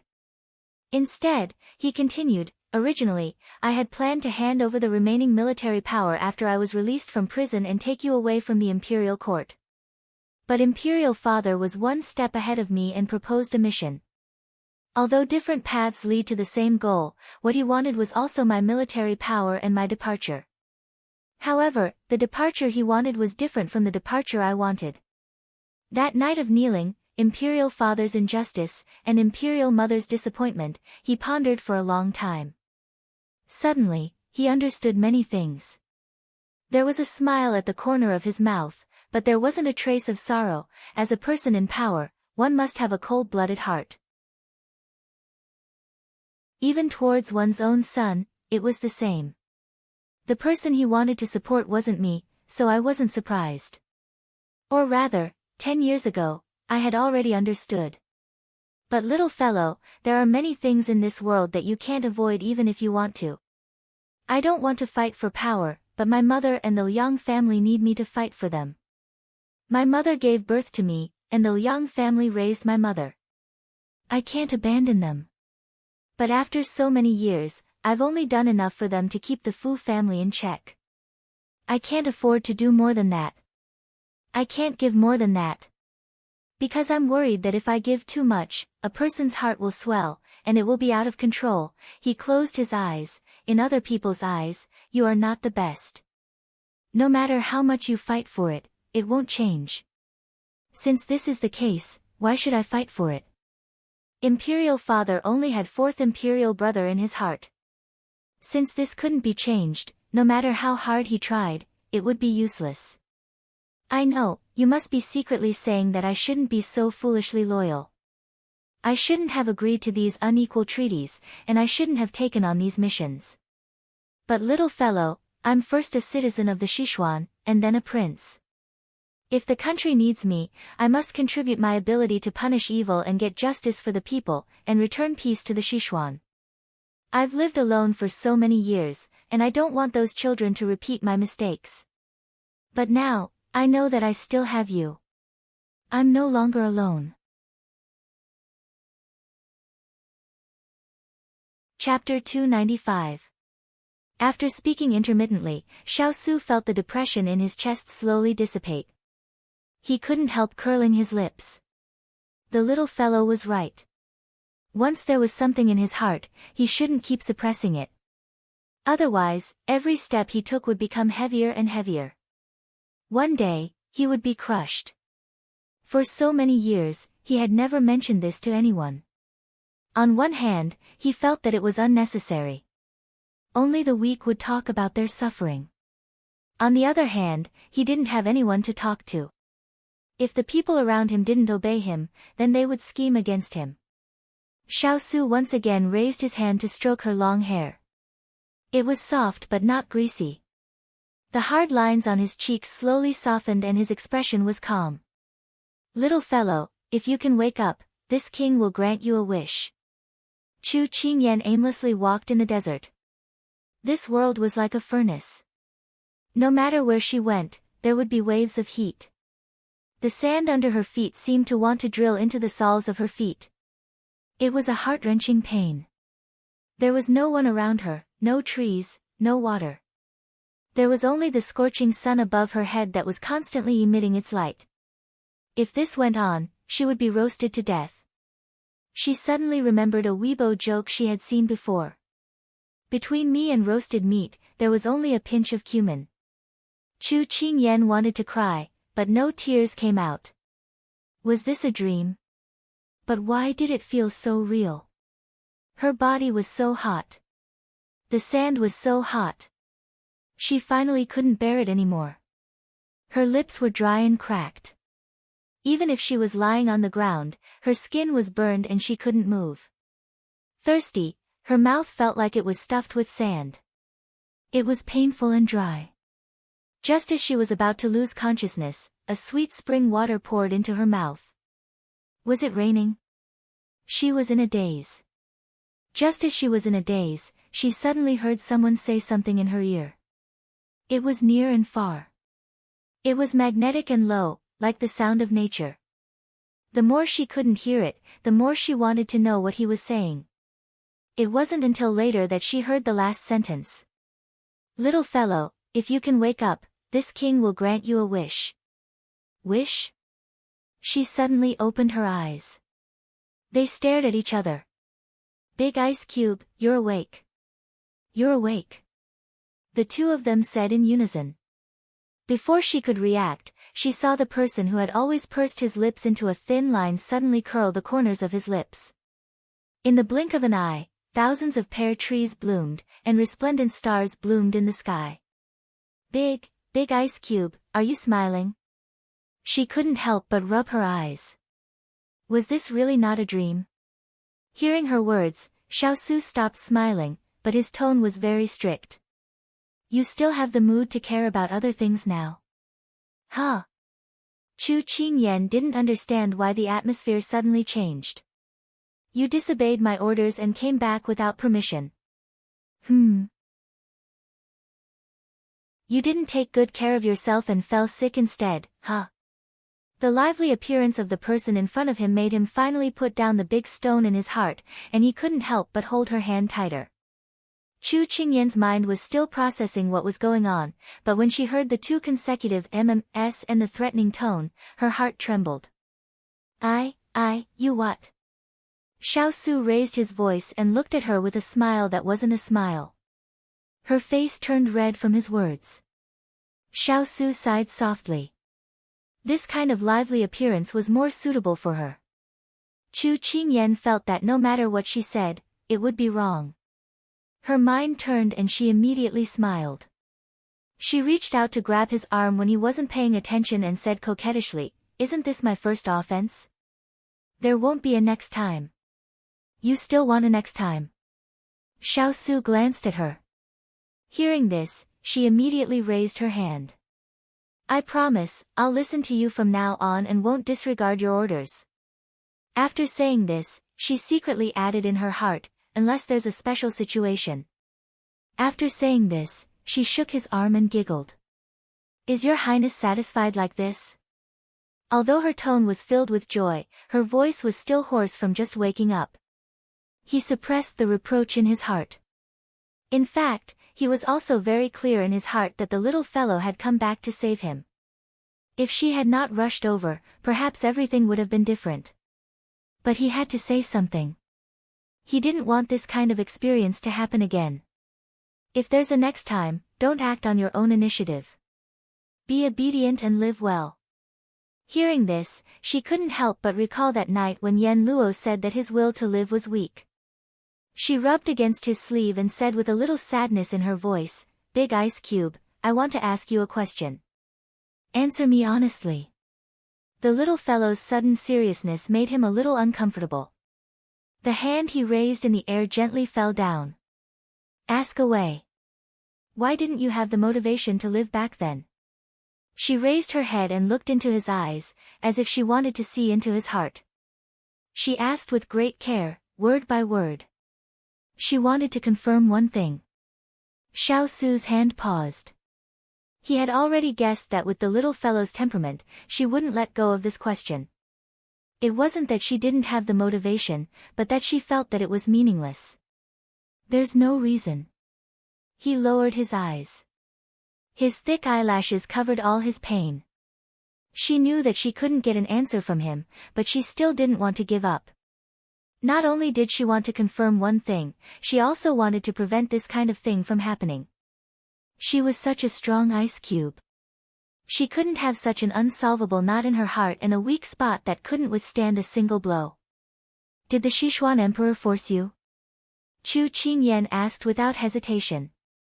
Qingyan. Don't talk nonsense. Xiaosu patted her head. Although his tone was very strict, his expression was very calm. Chu Qingyan pinched his fingers without any fear. Okay, I won't say it. But I know that I'm not talking nonsense. I heard the conversation between you and the cloaked man. It's just that I feel very sorry for you. How many bad things did you do in your previous life to have such a father in this life? Qingyan. Didn't she say that she wouldn't say it? Why was she still nagging? Xiao Su felt that he was really helpless with this little fellow. Big Ice Cube, don't keep calling my name. I know it's very nice. Chu Qingyan pretended to pick her ears, then looked at him with a smile. Big Ice Cube, don't be sad. Your life was saved by me. It has nothing to do with the Sichuan imperial family. The things you did to Sichuan in the past are enough. Your identity ends here. Xiao Su raised his eyebrows. He didn't know what other shocking things this little fellow would say. When I awakened your will, I had already thought it through. Your life is mine, so I order you to not be responsible for anything. From today onwards, you have been reborn. You can properly repay the kindness of giving birth to you. But your current identity is not only the master of the Shaolai Mount, but also my, Chu Qingyan's, Big Ice Cube. If you have anything you want to do in the future, please consider it first before we make a decision. Furthermore, I won't allow you to give up on yourself and exile yourself. Chu Qingyan declared domineeringly. Chapter 296. Strictly speaking, her hoarse voice wasn't pleasant to the ears. However, Xiao Su couldn't help but tremble when those words came out of her petite body. If it were any other day, anyone who dared to speak to him in such a domineering tone would have been beheaded. However, he could hear her fear, her pretense to be strong, and her forced smile in those domineering words. She was still uneasy, afraid that she would leave him one day. Xiao Su smirked. However, the little fellow didn't know that when he decided to let go of his obsession, he was no longer the Xiao Su who lived for Sichuan. Life was long, and he suddenly wanted to live for himself. Xiao Su couldn't help but reach out and carry her into his arms. His movements were gentle as he replied softly, okay. Chu Qingyan stared blankly as she rambled on. She was afraid that he would laugh at her for overestimating herself. However, the moment she finished speaking, she got a response from him. She was very emotional, but also very sad. She was emotional because she didn't expect him to agree. At most, he would just laugh it off, but he agreed.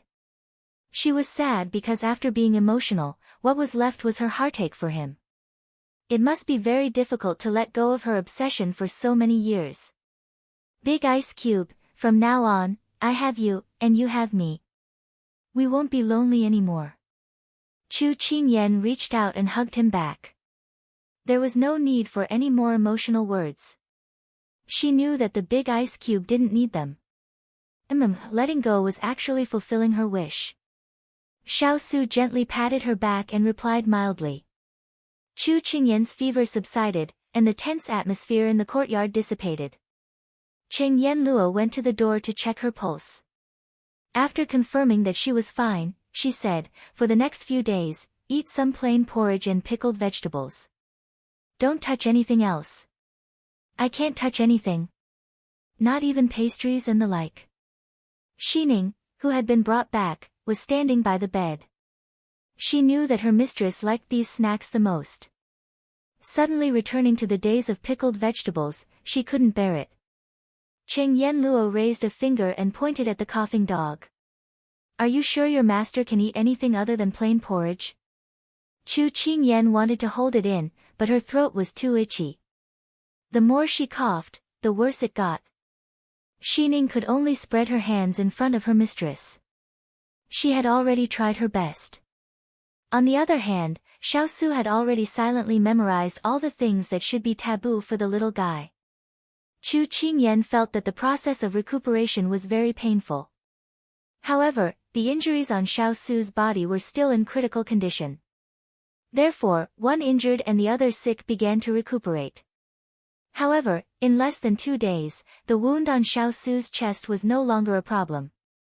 The main problem was that Chu Qingyan was still coughing. Big Ice Cube, when are we leaving?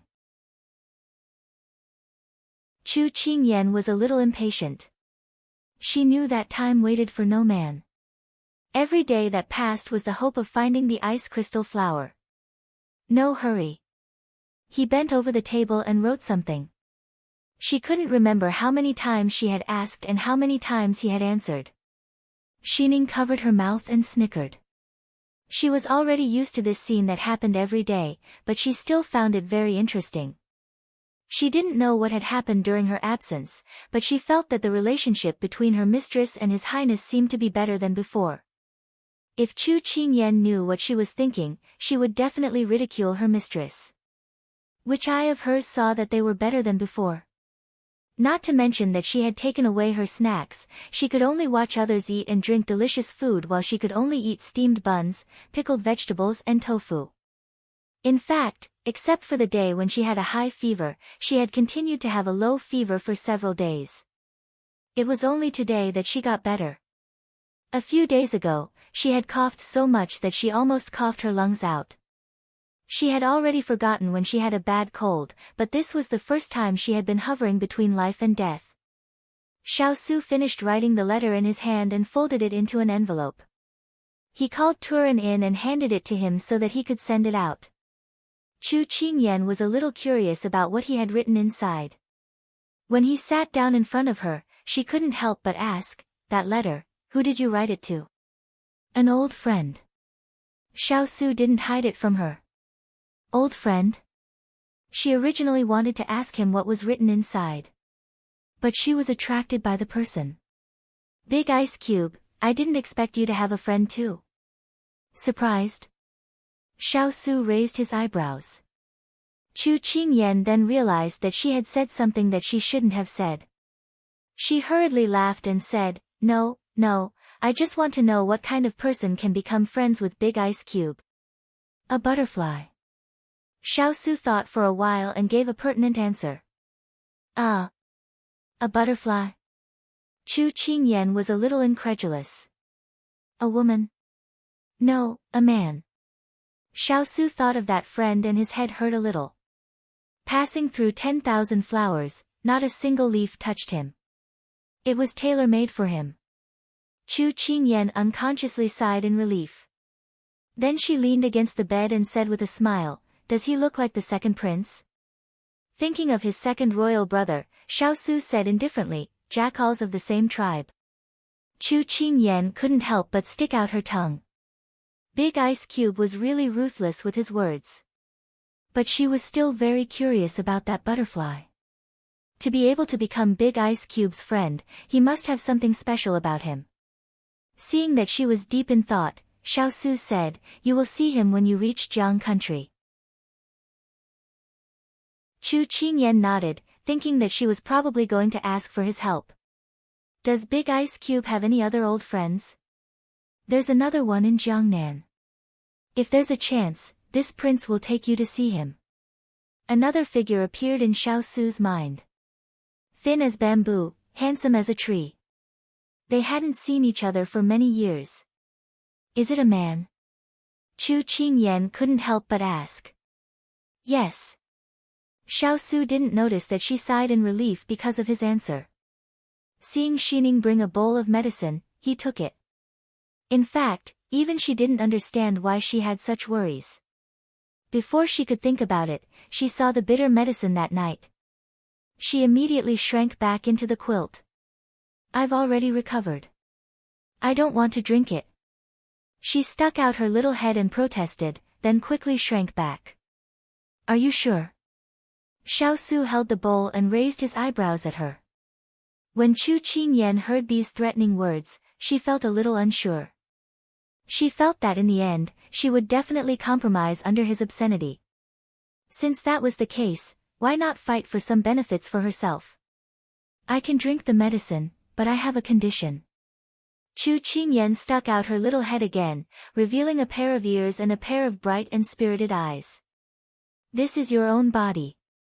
Xiao Su looked at her indifferently. "That's my body. I make the decision. I don't want to drink it." Chu Qingyan proudly retorted. "Say it. What's the condition?" Xiao Su's eyes flashed with helplessness. "I want to eat osmanthus cake tonight," she said loudly, then carefully glanced at him. Xiao Su thought of Cheng Yenlua's words today. The little fellow didn't need to avoid eating anything. So, he nodded. I'll prepare a plate of osmanthus cake for you every day, but you have to finish the medicine. Moreover, you can't refuse to drink the medicine until you go to Jiang. Deal. Chu Qingyan smiled proudly. Sure enough, acting spoiled and cute was the most useful. However, Xining, who knew the truth, covered her face. She wanted to tell her master the good news, but, Master, this servant can only say that you've been tricked by His Highness.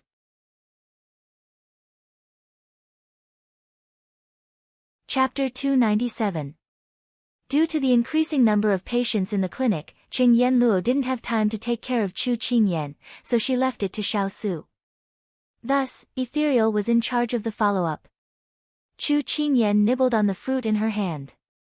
She had heard that Huoling and the others had picked it when they were patrolling the mountains. She looked down at Ethereal, who was seriously checking her pulse, and blurted out, "Have you explained things clearly to Yanluo?" Ethereal's hand paused. He looked away and said, "I don't think I can explain things clearly." When she heard Ethereal's discouraged words, Chu Qingyan took a big bite of the fruit and said angrily, "I knew you couldn't settle it. Aren't you always efficient? Why are you so wishy-washy when it comes to matters of the heart?" Chu Qingyan's shameless boasting right now would give her the urge to dig a hole and hide in it when she thought of this day many years later. Ethereal felt defeated. "I don't have a choice. Once little Yen has decided on something, there's no way to change it. Forget it, forget it. Let me give you a suggestion." Chu Qingyan felt that if she continued to watch the two of them struggle, she, as an outsider, was afraid that she would be dragged into the game. Ethereal was curious. "Young Princess Consort, what kind of suggestion do you have?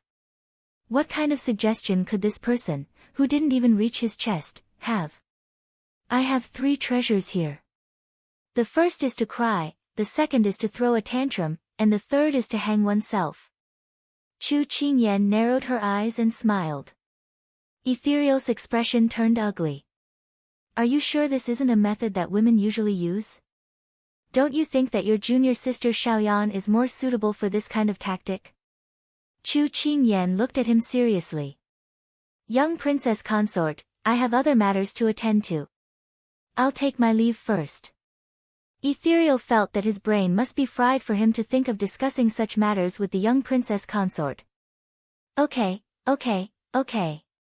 I have another idea." Chu Qingyan hurriedly asked him to stay. Ethereal looked at her suspiciously this time. Chu Qingyan cleared her throat and then said to him seriously, "First, you are shameless. Second, you are determined to be shameless. Third, you are extremely shameless." As soon as she said this, the Ethereal had already withered in the wind. He couldn't even finish his sentence before he left. Little Princess Consort, this subordinate will take his leave." "Hey!" Chu Qingyan wanted to stop him, but he ran faster than a rabbit. Chu Qingyan felt frustrated. She took a bite of the fruit and said angrily, "Damn it, I worried for nothing. Don't you know that this is a very famous saying? His words are crude, but his reasoning is not crude." "What famous words?" Xiao Su walked in from outside and heard her muttering. Chu Qingyan coughed lightly and immediately changed the topic. "Big ice cube, this fruit is very delicious, do you want one too?" Xiao Su knew her temperament and didn't ask any more questions.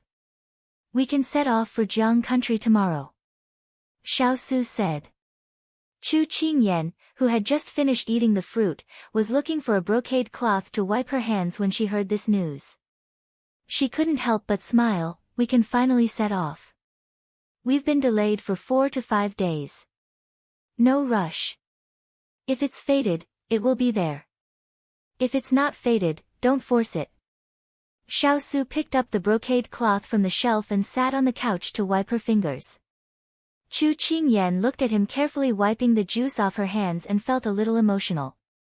The person who gave her the cold shoulder when they first met, she never thought that there would be a day when he would take care of her so carefully. "I will definitely let you live. If it's not fated, I will snatch it for you." Chu Qingyan had a determined expression, looking like she would fight with her life on the line. Xiao Su shook his head and said with a smile, with you like this, it's good enough if you don't get crushed to pieces. Big Ice Cube, how can you be like this? Can't you speak properly? Chu Qingyan felt like her heart had been pierced by an arrow. Xiao Su spread his hands. If she didn't want him to speak the truth, then he wouldn't say it. Chu Qingyan was amused by his attitude. However, what he said was indeed the truth. Right now, even protecting herself was a problem, and she still hoped to fight with her life on the line. To put it bluntly, she was overestimating herself. Then she chuckled and said, Big Ice Cube, don't be afraid. I will really do what I say. These words were much more serious and sloppy than before, but Xiao Su could hear the seriousness hidden in her joke. He wanted to laugh at her, but he couldn't bear to say it. In the end, he raised his hand and stroked her hair. It was better not to hurt a child's enthusiasm too much, or she would lose her ambition in the future. She knew that the Big Ice Cube didn't have high hopes for her, but she didn't want to be looked down upon like this. Perhaps in the past, she did want to be a leech, but that was already in the past. What she wanted to do most now was to protect his health. So, no matter the price, she had to do it. In a corner where Xiao Su couldn't see, Chu Qingyan's eyes flashed with determination. Capital's Imperial City. In the quiet Imperial study. Sichuan Emperor opened the secret report he had just received. It was written on it. The King of England has been poisoned by Snake's kiss. The whereabouts of his body are unknown. He was very clear about the toxicity of Snake's kiss. A trace of pain flashed across his face, but it was quickly replaced by relief. He put away the secret report, then lowered his head and asked the person kneeling on the ground, "What did your lord say?" "My lord said that he shot the arrow with his own hands and saw the King of England being poisoned with his own eyes. So, the King of England should be gone." The man in black bowed his head and replied. Sichuan Emperor nodded, but he was still a little worried. In the past, he had been able to escape from death in the battles at the border. So, he ordered, "Go and tell your lord that if he's alive, I want to see his body." "Yes." The man in black retreated. Sichuan Emperor sat quietly on the dragon throne, and a complicated expression appeared on his face. During this period of time, the people he had sent out had written to him to inform him of Su-er's disappearance. But only he knew what this disappearance meant. But when he actually received the letter, he still felt a little absent-minded. For so many years, it wasn't that he hadn't deliberately tried to weaken Su-er's power, but he could only watch him climb to the top of power step by step. Everyone knew that he had an outstanding prince named Xiao Su, the first prince of the Sichuan royal family, and the King of England praised by the people. Now, all the ministers wanted him to appoint a crown prince. He knew that the ministers in the court were also discerning. Seeing that his eldest son had made great achievements, his character and knowledge were excellent, and his fourth son had begun to show his talent, the two of them would have a fight sooner or later. In order to avoid bloodshed, they proposed to appoint a crown prince at this time. As for him, he had only thought of this method because he was forced to the point where he had no other choice. The scene of that day surfaced in his mind. When he was in the imperial study and talked with Su-er, who had just been released from prison, he didn't seem surprised at all. Now that he thought about it, Sichuan Emperor understood. This child was still too smart. But, Su-er, a mountain cannot accommodate two tigers. Born in the royal family, you must be prepared to be sacrificed.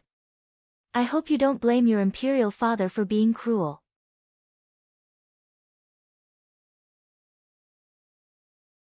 Chapter 298. What? Xiao Su disappeared. Imperial concubine Moon listened to the words of the black-cloaked man in front of her, and her face was filled with surprise and joy. That's right. The assassin group I sent out didn't succeed in assassinating Xiao Su, but he seems to have provoked a lot of enemies.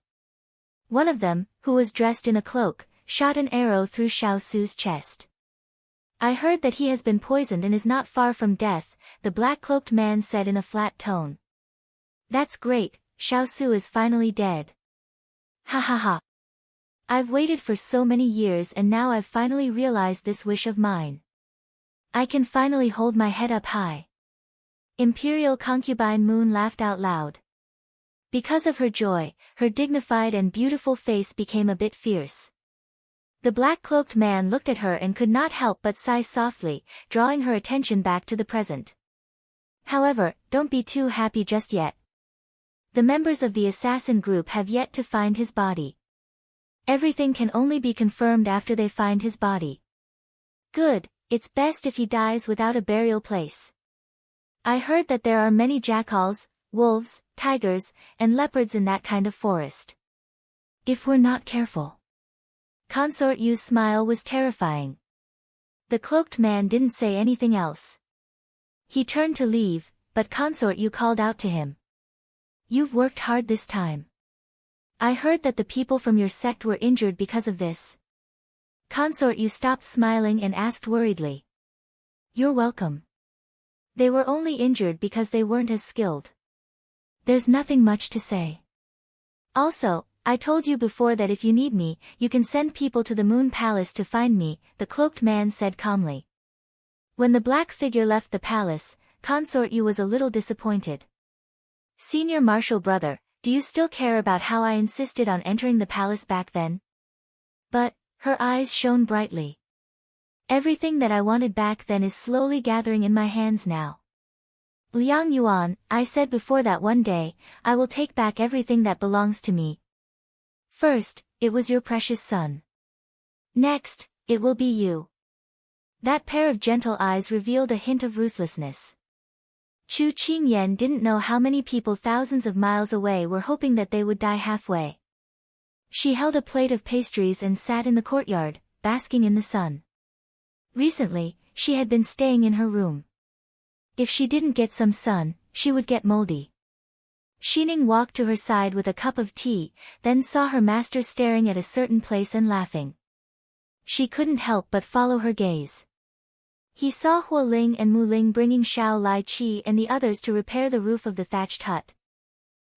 Mistress, the usually aloof and unapproachable Xiao Lai Qi was doing this kind of thing after resigning. She couldn't help but be dumbfounded. Chu Qingyan saw Xining's behavior.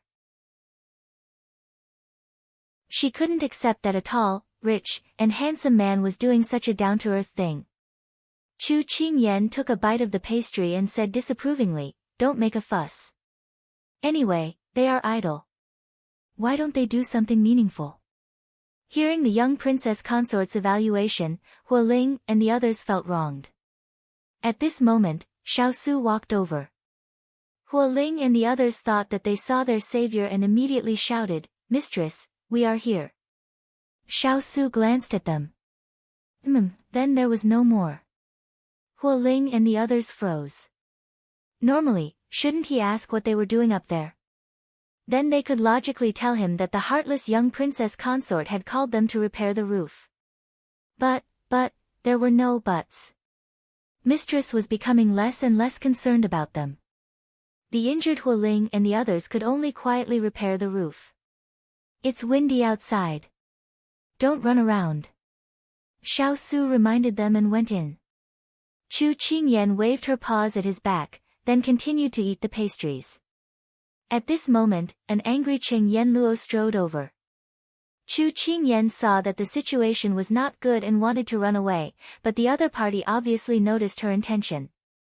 She strode over and blocked her way. Chu Qingyan chuckled and immediately raised the plate in her hand. She smiled and said, "Sister Yenluo, my Huang Yi makes delicious pastries. Do you want to try them?" Cheng Yenluo imitated her smile, then pushed away her plate with one hand and tapped her forehead with her index finger. She said aggressively, "Tell me the truth. What did you say to that bastard Murong Ju? Why does he seem to be a different person?" "Nothing." Chu Qingyan shook her head guiltily, but she was more curious about what Ethereal did. How did he become a different person? Tell me and I'll help you analyze it. Cheng Yenluo was furious when she heard that. I don't know who said something to him, but he suddenly became obsessed. He follows me around all day long. Other than going to the toilet, he's inseparable from me. He won't say anything when I ask him, and he won't leave even if I chase him away. I can't help but want to stab him with those needles. Chu Qingyan could not help but laugh when she heard that. She felt that Kong Ling was very good at carrying out his request even though he said that he was unwilling. This shameless move was really well used. Seeing Cheng Yenluo's chest heaving up and down in anger, Chu Qingyan felt that she seemed more real now, unlike before when she smiled, which gave people a sense of distance. She couldn't help but add fuel to the fire. Then why don't you give him a needle? Maybe he won't dare to do it if he's scared. Cheng Yenluo snorted. Do you think I can't bear to do it? If it weren't for the fact that I'm worried that something bad might happen to him, I would have suffered a great loss if he still didn't leave. Chu Qingyan nodded suspiciously. She took a bite of a pastry and said vaguely, then you can deal with him. It's useless to talk to me. Cheng Yenluo frowned. You really don't know anything? Chu Qingyan looked like an obedient child as she stood at attention and said sincerely, I dare to swear that I did not teach him to shamelessly follow you around. She had only taught him to be shameless when it came to doing things.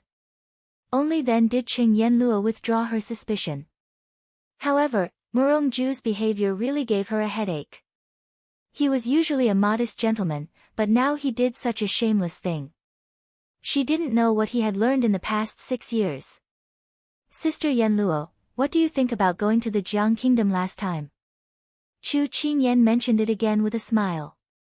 I don't think. Cheng Yenluo was about to reject it without thinking, but Chu Qingyan interrupted her in time. Sister Yenluo, since Ethereal has wronged you for so many years, haven't you thought of getting back at him? Chu Qingyan winked at her. Since we've already decided not to contact each other, why bother to pester him? Cheng Yenluo curled her lips and showed a touch of sarcasm. Since ancient times, love was left with regret, and this regret was endless. Chu Qingyan shrugged. Let's skip this topic first. By the way, didn't you say that Ethereal has been following you? Where is he? Chu Qingyan looked for him for a long time but didn't see him. Cheng Yenluo smiled. I just put croton in his soup. Chu Qingyan shuddered. This sister was so scary.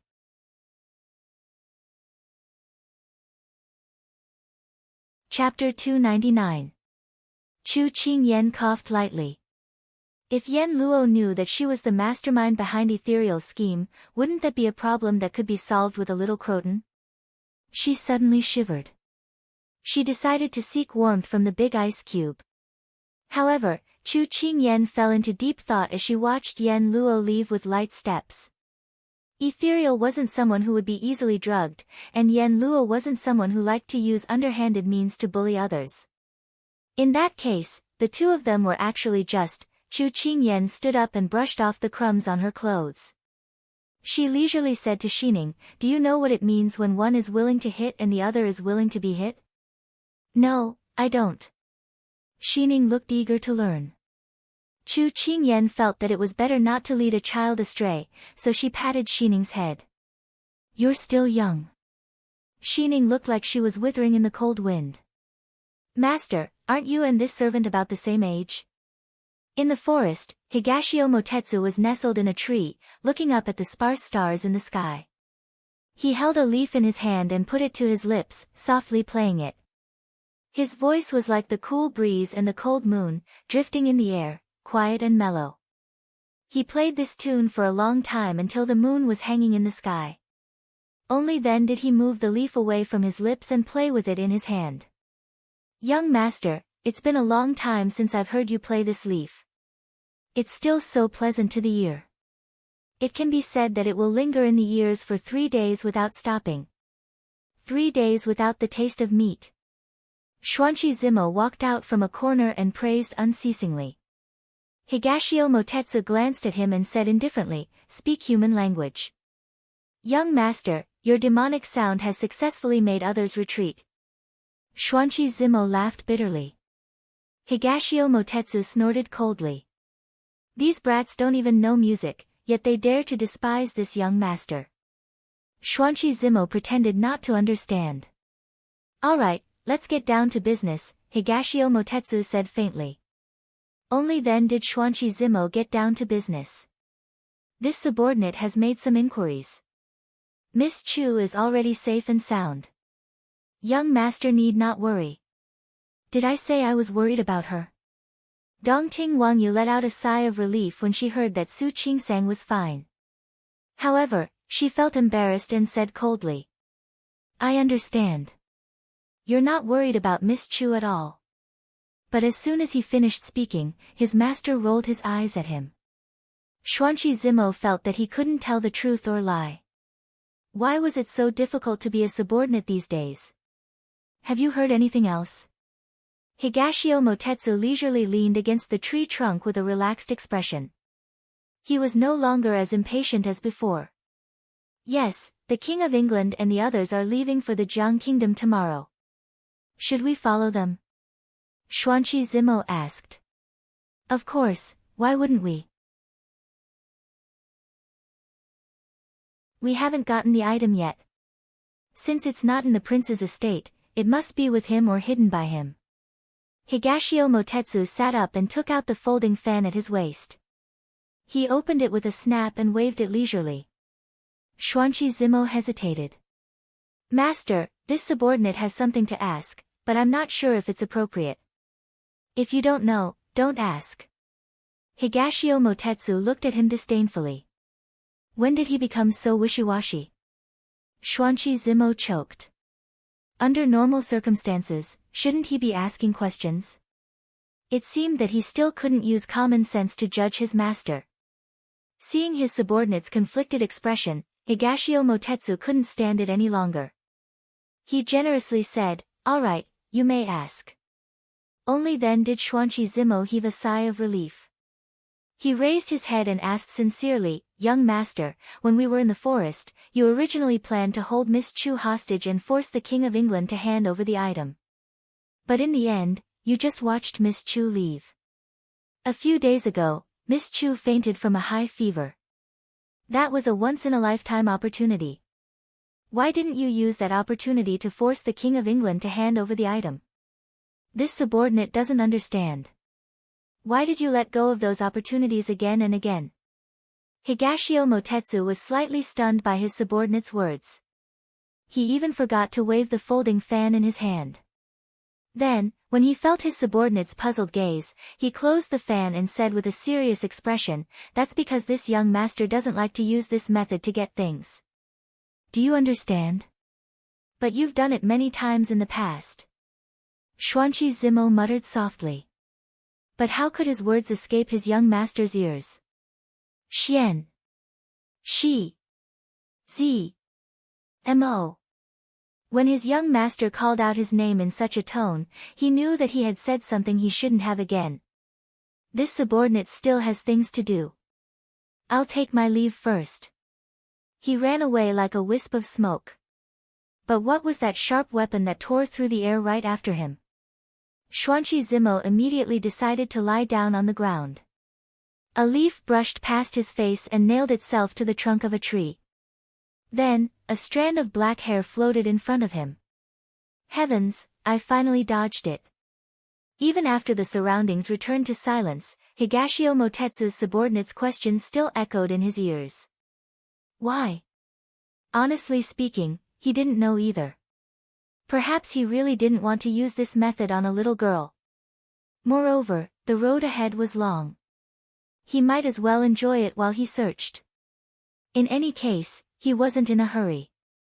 He waved the peach blossom fan. In a temple in Sichuan, a clean and pure white figure had his back to the door. He held a small wooden stick in his hand and was lightly beating a wooden fish.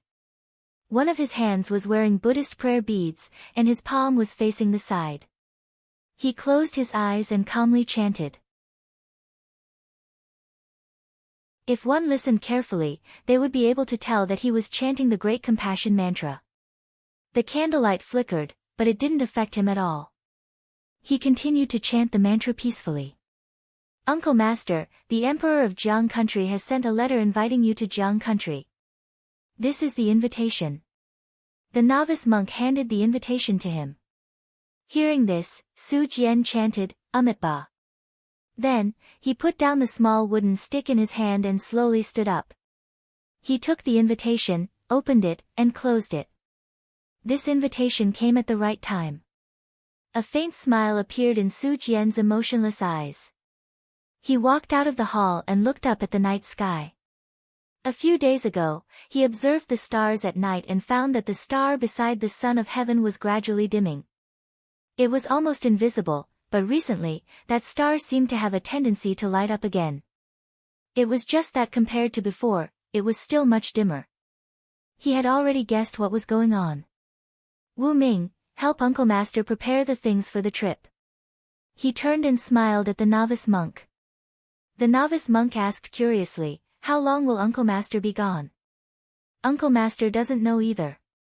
Su Jian put his palms together and looked up at the star in the sky again.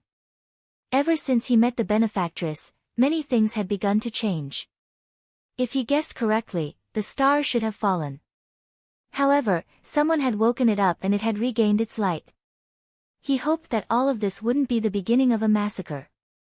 Su Jian closed his eyes and chanted in a low voice, Amitabha. My Buddha is merciful. Namo, He Luo Na, De Luo Yi, Namo, Aya, Polu Jia Emperor, Shua Bo Luo Yi.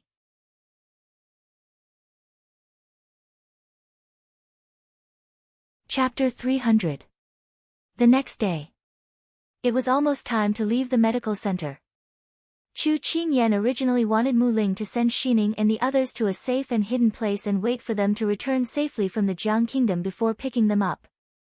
Unfortunately, Master, this servant also wants to go with you. Xining followed behind her with a bundle in her arms, unable to be shaken off. Chu Qingyan facepalmed. Girl, we're not going to play, we have an important task to take care of. Then why can Jean Xn go with you? The little girl was jealous. Jean Xian, who had just recovered and was wiping his sword, felt that he was inexplicably implicated. Chu Qingyan pulled her hand and said earnestly, Jean Xian has martial arts, he can protect himself and protect me. What can you do? Xining pouted. Xining can accompany Master to pass the time when you're bored and take care of your basic necessities. You just have to worry about your own matters, this servant can take care of everything. Chu Qingyan shook her head and laughed. In the past, this girl was not so bold. After following her for so long, she dared to beat around the bush and argue with her. All right, I'll reluctantly agree. Xining was so happy that she spun around on the floor, making the people moving the luggage at the side unable to restrain their laughter. Qing Yi, Lve, and the others were all arranged to a safe place by Chu Qingyan. Other than Chu Qingyan and her two servants, the rest were Xiao Su and Xiao Lai Qi. Chu Qingyan was a little curious. Big Ice Cube, don't you have anyone to take care of you? Don't I still have you? Xiao Su crossed his arms and looked at the orderly and busy people, as if he was just casually replying. Chu Qingyan was stunned. Big Ice Cube was too good at making his own decisions. Master, this servant will take care of you, and you will take care of His Highness. Is it like what you said before, the big fish eats the small fish, and the small fish eats the shrimps? Xining asked innocently. Chu Qingyan rolled her eyes at the sky. That's enough. By the way, I haven't seen Gu Rong or Gu Yi in a long time. Chu Qingyan was a little late to realize that they were gone, but she couldn't remember when they disappeared. She was actually afraid of the two of them, but she didn't know why. After I sent you off, I sent them away, Xiao Su said indifferently. Why? Is it because they were arranged by your mother? Chu Qingyan thought of this reason. She would never forget that because of Empress Liang, these two had always liked her. Xiao Su nodded. I always feel uneasy with my mother's people by my side. It's better to let them go. Hearing this, Chu Qingyan understood. For example, this time, they were going to the Jiang Kingdom. If Gu Rong and Gu Yi were still there, they would definitely leak the news. The more people knew, the more dangerous it would be. Chu Qingyan looked at the back of the person who was facing her, and her heart was filled with emotions. In order to reassure her mother, he tolerated being watched. This feeling was really uncomfortable. Only the big ice cube could be so magnanimous and tolerant. They wandered around the courtyard for half an hour.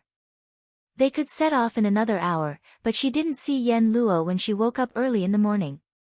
She felt strange, and Ethereal, who was beside her, gave her an illusion that he was unhappy.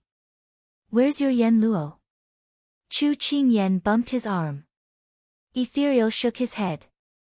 "Did the battle succeed?" Chu Qingyan didn't give up and asked again. He shook his head again. Chu Qingyan sighed faintly. It seemed that Ethereal had failed. She turned her head and asked Sha Feng. After learning that Yen Luo was in her room, Chu Qingyan went to her room alone. Chu Qingyan walked to the door and was about to knock, but she was shocked when she saw the room was wide open. "Sister Yen Luo, what happened here? Were you robbed?" Chu Qingyan carefully avoided the bottles and jars that were strewn all over the floor before walking in.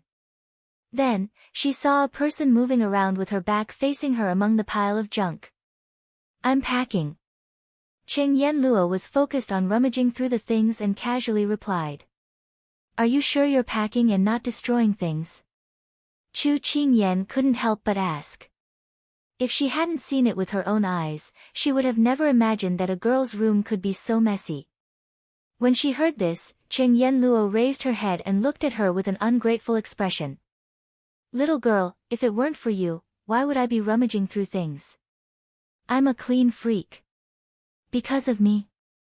Chu Qingyan felt that she had been given such a title out of the blue. She was extremely shocked. "Nonsense. Do you know how many snakes, insects, rats, and ants there are on the way to the Jiang Kingdom? If you don't take precautions, the journey will be very difficult." Cheng Yen Luo tossed the medicine bottle in her hand. "Fortunately, I made a lot of ointment in my spare time. It will come in handy this time." When Chu Qingyan understood her words, she was instantly overjoyed. She opened her arms and was about to pounce on her. "Sister Yen Luo, you agree to go with us?" "That's great." Cheng Yen Luo didn't push her away. Instead, she smiled and said, "Didn't you say that if you hate someone, the best way is to stay by his side and torture him? After so many years, I still can't forget the pain he caused me. Why should he be free and unfettered outside? Once I'm done torturing him, I'll kick him away and take revenge for all these years." Chu Qingyan's hands couldn't help but tremble. When did she say such things? Did she have selective amnesia? She retracted her hands and rubbed her nose. "Ethereal, you have to take care of yourself on this journey." "All right, I've finished packing. Little girl, prepare a carriage for me. It has to be spacious, comfortable, and bright. I know you can do it. Thank you in advance." Cheng Yen Luo flung the bundle over her shoulders and waved at her. Chu Qingyan looked at the waving claw in front of her and had an impulse to chop it off. However, when she saw the bright smile on her face, Chu Qingyan couldn't help but laugh. She suddenly had a feeling that this trip would leave her with an unforgettable memory. She followed the person who was humming in front of her and returned to the courtyard happily. The preparations were almost done and it was time to set off. When Ethereal saw Cheng Yen Luo carrying a bundle, she was undoubtedly stunned. "What are you looking at? If you keep looking, I'll gouge your eyeballs out." Cheng Yen Luo coughed softly and raised her voice to hide the uneasiness in her heart. I didn't expect that you would really come with us to the Jiang Kingdom. Even someone who was usually eloquent would stutter one day. I'm not doing this for you." After saying that, she waved her finger at Chu Qingyan. "Double the reward." Chu Qingyan facepalmed. She really knew how to do business. At this moment, Turin, who had gone to scout ahead, returned. However, there was an indescribably strange expression on his face. "Master, young princess, look, who's here." Turin moved aside and the person behind him pounced on him. "Long time no see, Father is here.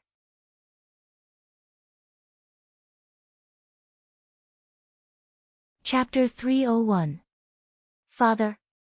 Chu Qingyan looked at the man in front of her in disbelief.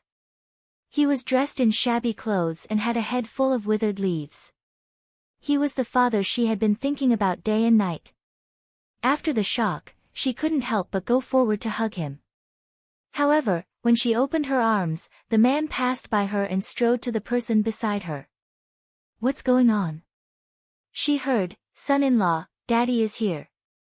Did you miss Daddy? Chu Qingyan turned around and held her forehead. Why did she have the illusion that she wasn't her biological father? The corner of Xiao Su's mouth twitched as he looked at his father-in-law who was running towards him. Master Chu. Mr. Chu smiled and nodded to him. Then he turned around and patted his daughter's head. Kai Kai, Daddy is here.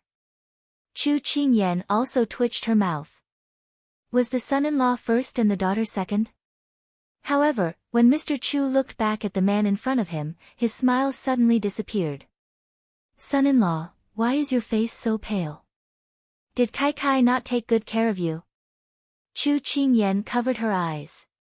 Daddy, how could you say that? Not wanting her father to continue talking nonsense, Chu Qingyan took his hand and asked in surprise, Daddy, why are you here? Where's Mom? Your mom. She can't walk anymore.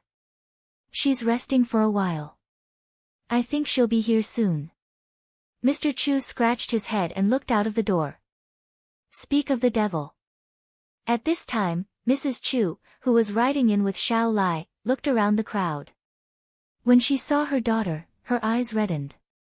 Kai Kai, Mom, when Chu Qingyan saw her, her eyes also reddened. She immediately ran up to her. After the mother and daughter hugged each other, Chu Qingyan asked, Mom, why are you and Dad here? Didn't we agree to let you wait for us in the capital? When Mrs. Chu heard this, she felt a little helpless. It's all because of your father. He kept making a fuss about coming to look for you. Ever since you left, he's been nagging at me. A month ago, he suddenly made a fuss. Since he had nothing to do, he suggested that we bring him out for a walk. I see. Chu Qingyan nodded. Then how did you find this place? Some time ago, the news that the King of England punished the corrupt officials spread widely. We followed the news all the way here. When we arrived at Yangxia County, we met the Turan. Mrs. Chu felt sad when she recalled the journey, but the result was good. Chu Qingyan could feel the hardships and tribulations her mother had experienced in those few words. Master Chu, how did you end up like this? Xining was a little surprised. It's all because she wanted to climb the tree and look into the distance, but she fell down instead, Mrs. Chu said with a smile. Everyone pursed their lips and chuckled. Due to the arrival of Mr. and Mrs. Chu, the departure time was postponed until the afternoon. Sha Feng instructed the servants to prepare hot water for the two of them to freshen up. At this moment, Chu Qingyan and the others were waiting in the main hall. Sister Yenluo, I came to the clinic because I wanted to trouble you to take a look at my father. 10 years ago, he was injured on the battlefield and was sent back. He ended up in this state. After so many years, no one has been able to cure him. Chu Qingyan sighed softly before she spoke to Qing Yenluo. Qing Yenluo put down her teacup. When she saw Mr. Chu earlier, she felt that something was wrong. Now that Chu Qingyan mentioned it, she nodded. Maybe he was hit by a heavy object, which caused the blood flow in his head to be blocked. I'll take a look at him later. Thank you, Sister Yenluo. Chu Qingyan's eyes were slightly red. She and her mother had been worried about her father's illness for many years. They had almost given up hope. Previously, they had received the information provided by Ethereal, but it had brushed past her. She had thought that it would take a while longer, but her parents had unexpectedly arrived. Chu Qingyan felt that sometimes, a freak combination of factors could be unexpected and surprising. At this moment, Mr. Chu strode out, looking refreshed. Mrs. Chu followed closely behind him with a smile. Mother, this is Cheng Yenluo, Dr. Cheng. She's the doctor that I told you about. Let her take a look at my father later. Chu Qingyan introduced her to her mother. Then, she turned around and introduced her to Cheng Yenluo. Sister Yenluo, this is my mother. Your mother is so young. She's so beautiful. I couldn't tell that she had a daughter as old as you. Cheng Yenluo wasn't stingy with her compliments. She said politely to Mrs. Chu, "Hello, Aunt Chu. You can just call me Yenluo." Of course. My Dan Nyang used to be the most beautiful woman in the capital city. Mr. Chu said proudly. Mrs. Chu was embarrassed by the compliment. She glared at her husband and smiled. Yenluo, I'll leave my husband in your care. You're welcome, Cheng Yenluo replied. Chu Qingyan called her father, who was nestled next to the ice cube, over. However, her father complained, Kai, I haven't finished telling my son-in-law about the first day. I actually saw a beetle as big as a rock. Mrs. Chu couldn't help but say, Yuan, how many times have I told you? That was a rock. Oh. Mr. Chu nodded. Then, he suddenly became excited. Kai, I also saw a dog as big as a bear. A dog as big as a pig? Chu Qingyan was puzzled. Mrs. Chu put her hand to her forehead. It was a black bear. He ran into its den. Fortunately, the black bear was hibernating, so it didn't chase after him. Chu Qingyan's lips twitched. She felt extremely lucky to see her father safe and sound at this moment. At this moment, Cheng Yenluo had already started to take Mr. Chu's pulse. Everyone in the room was looking at the two of them with rapt attention. Mr. Chu scratched his head and said to his daughter, Kai, why are they all looking at me? Is it because I'm very handsome today? She had accidentally blurted out the words, handsome, and handsome, in the past. However, it was obvious that her father was a fast learner.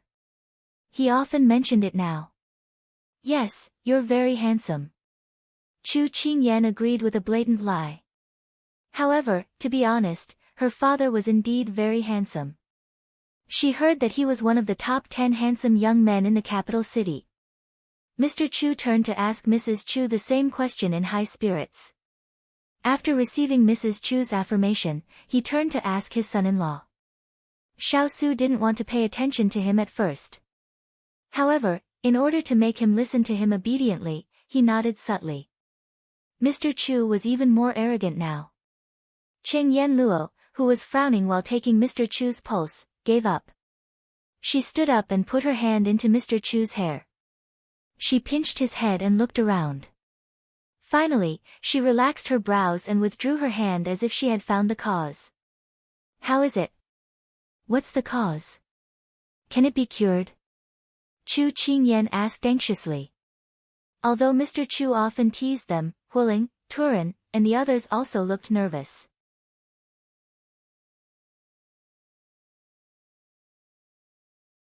Chapter 302. Cheng Yenluo met everyone's anxious gazes and smiled. I've already found the cause of his illness. You don't have to worry. Everyone breathed a sigh of relief. But, Cheng Yenluo hesitated for a moment, but succeeded in tugging at everyone's heartstrings.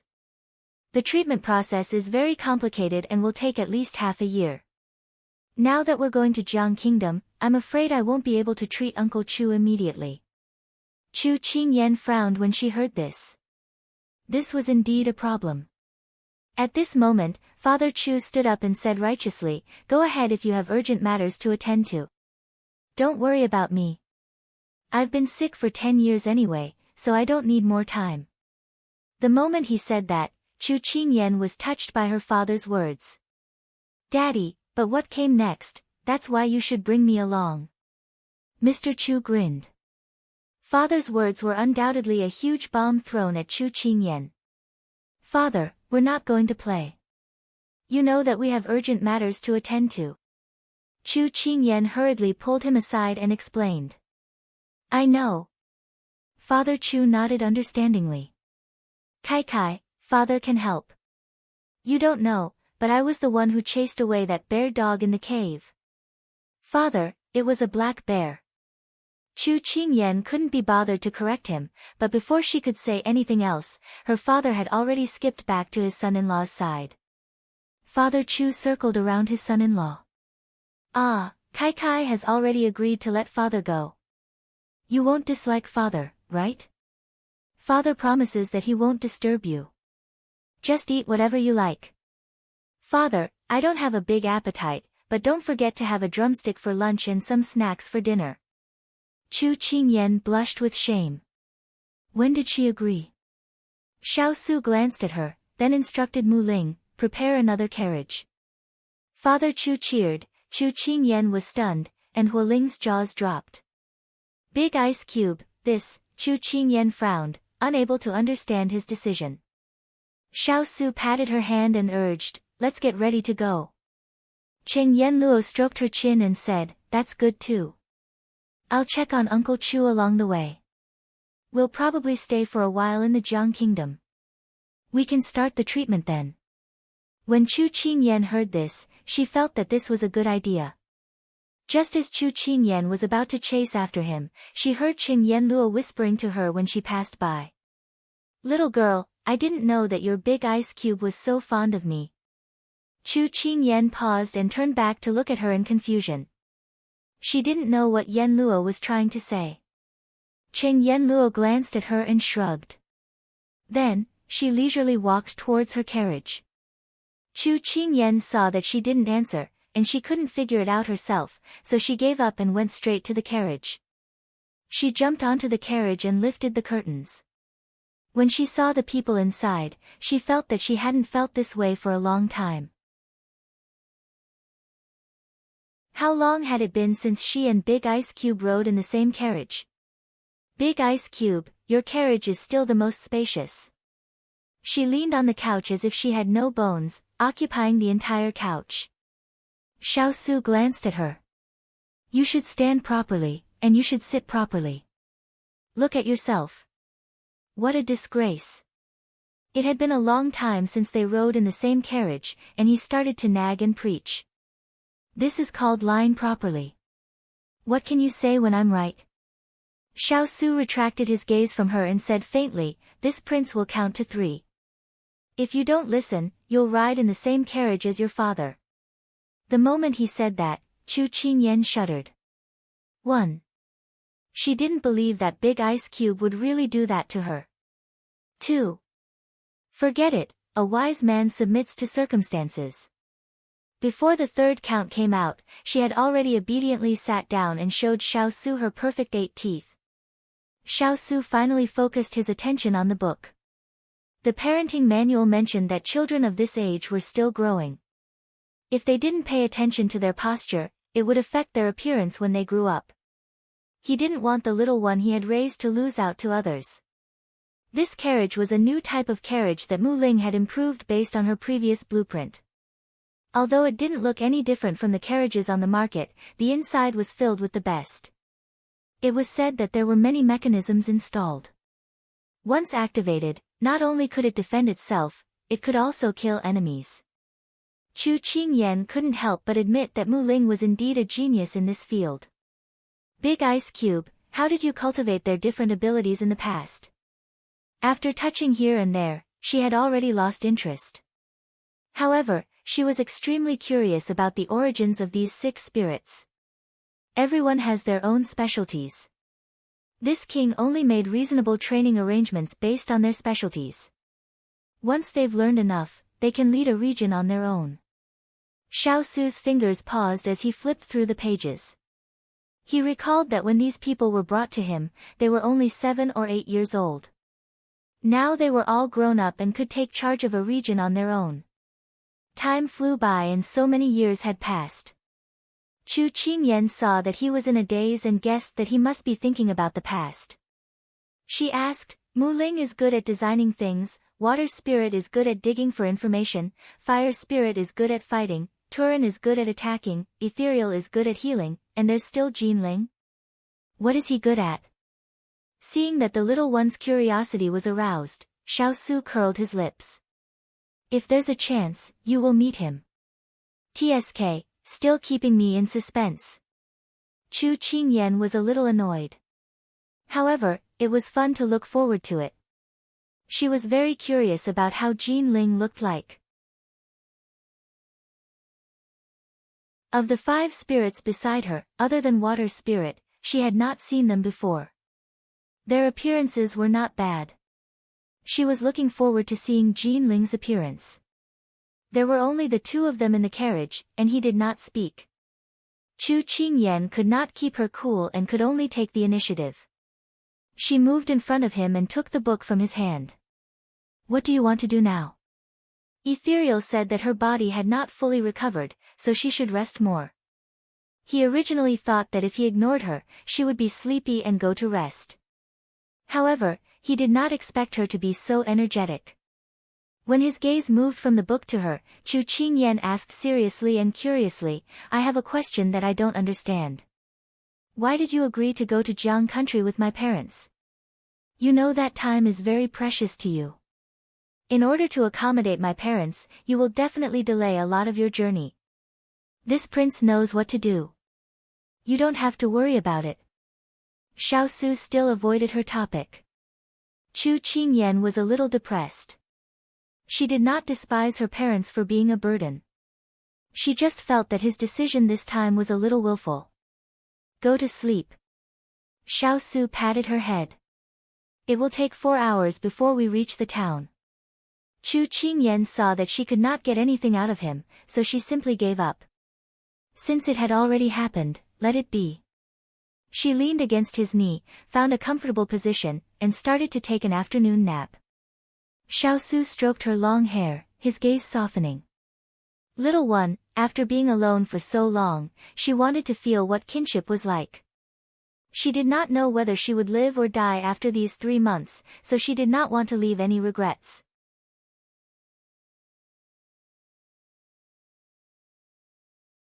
Chapter 303. What? The King of England is missing? Empress Liang stood up from her chair in shock. Luo Yun immediately stepped forward to appease her. Nyang Nyang, don't be anxious. It's more important to clarify the situation first. His Highness has weathered all these years, so he should be fine. Empress Liang didn't relax because of Luo Yun's words. She turned to look at Gu Rong, who was kneeling on the ground, and asked coldly, what exactly is going on? Tell this consort the truth. Gu Rong didn't dare delay and immediately reported everything that had happened during this period of time. Ever since Yangxia County, our troops have been ambushed and hunted down by bandits. During this time, this subordinate and Gui wrote several letters to the capital, but for some reason, they couldn't be found. Then, Lord discovered our secret movements and sent us away. By the time we returned to our original location, the ground was littered with the corpses of Xiao Lai's cavalry, but Lord's whereabouts were unknown. Our men searched for a long time, but they couldn't find any trace of Lord. Without receiving orders from Her Highness the Empress, this subordinate was worried and returned to the capital alone to report. Gu Yi stayed behind to continue the search. Empress Liang's expression was cold. This consort hasn't received any letters from you these past few days. Gu Rong was shocked. Could it be that you were intercepted along the way? That's the only possibility. Empress Liang's fingers tightly gripped the armrest. She was so angry that veins were popping out on her face. I'm afraid that only that bitch Fu Yu is behind this. Then, Nyang Nyang, what should we do? Should we report this matter to His Majesty? Luo Yun asked worriedly. Empress Liang took a deep breath and suppressed the anger in her heart. She slowly opened her eyes, which were filled with fire. There's no need to tell His Majesty. Gu Rong, tell my father to find Suer no matter what. If he's alive, this consort wants to see him. If he's dead, this consort wants to see his corpse. Yes. Gu Rong turned to leave. Wait. Empress Liang suddenly spoke. Does your highness have any other orders? Gu Rongfu knelt down again. Tell my father to keep this news a secret. If it spreads like wildfire and the entire capital knows about it, then our Liang family will be finished, Empress Liang said sternly. Understood. After Gu Rong left, the anger in her heart burst out. Empress Liang waved her hand fiercely, and the tea set and vase on the table fell to the ground and broke into pieces. Nyang Nyang, please calm down. Luo Yun stepped forward to support her, while the other palace servants knelt down in fright. This consort hates awe, really hates awe. Empress Liang pushed Luo Yun away and fell back into her chair. His Majesty should have known about such a big matter long ago, but this consort only received the news now. What does this mean? What does it mean? Empress Liang said angrily. Luo Yun comforted her. Perhaps His Majesty was afraid that you would be worried, so he hid this matter for now and told you when he found news of His Highness. Ha! Empress Liang laughed coldly. Luo Yun, you actually believe this? He's probably looking forward to squeezing the two of us out of our current positions. She had been married to His Majesty for over 20 years, so she was very clear about his temperament. His favorite thing was to set a trap, then watch as his prey fell into it. Afterwards, he would devour them without them even realizing it. By the time they realized, it was already too late. Luo Yun's expression was bitter. Nyang Nyang, the most important thing right now is to find His Highness. That's right. If anything happens to Su, the entire Liang family will be finished. Empress Liang closed her eyes, then ordered, send someone to pay close attention to that bitch Fu Yuyue. If there's any movement, immediately report to this consort. Yes. After Luo Yun agreed, she advised again, Nyang Nyang, don't worry. His Highness is blessed by the heavens. Didn't Gu Rong say that she didn't find Huling and the others? That means that they're with His Highness. His Highness has been outside for so many years and has gone through so many disasters. It's likely that he'll be able to turn danger into safety this time. On the other hand, if your body is damaged from anger, what will you do? Empress Liang waved her hand. You don't need to comfort this consort.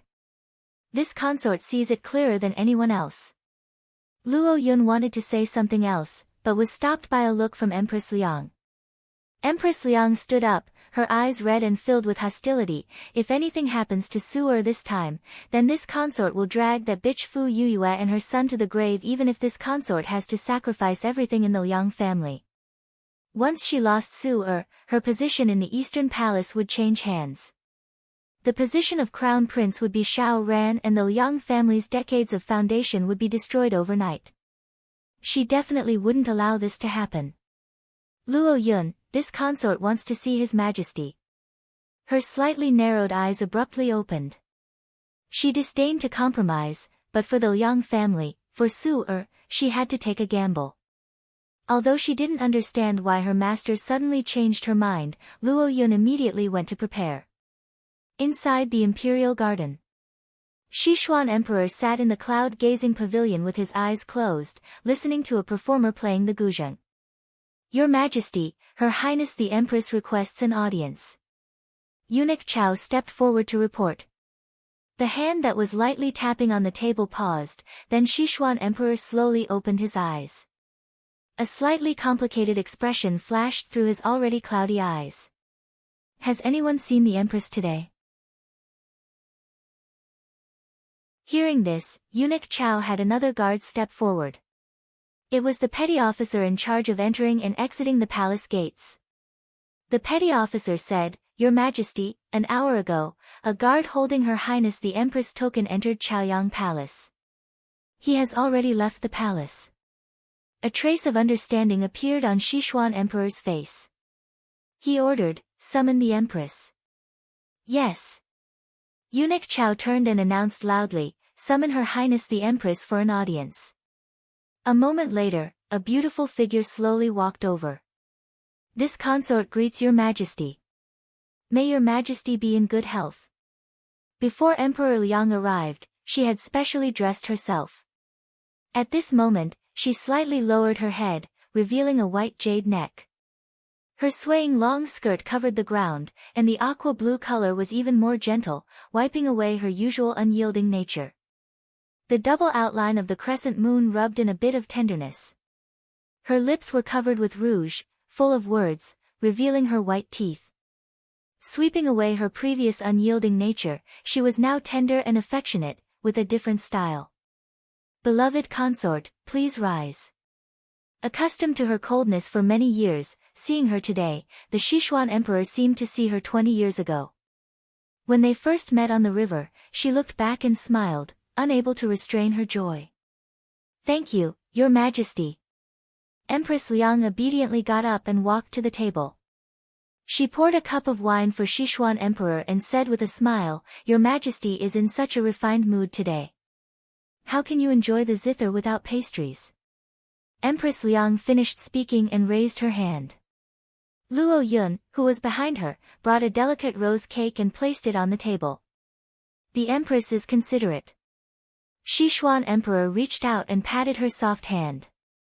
His woman was willing to put down her status to please him. It was enough to satisfy a man's chauvinistic mentality. "What is Your Majesty saying?"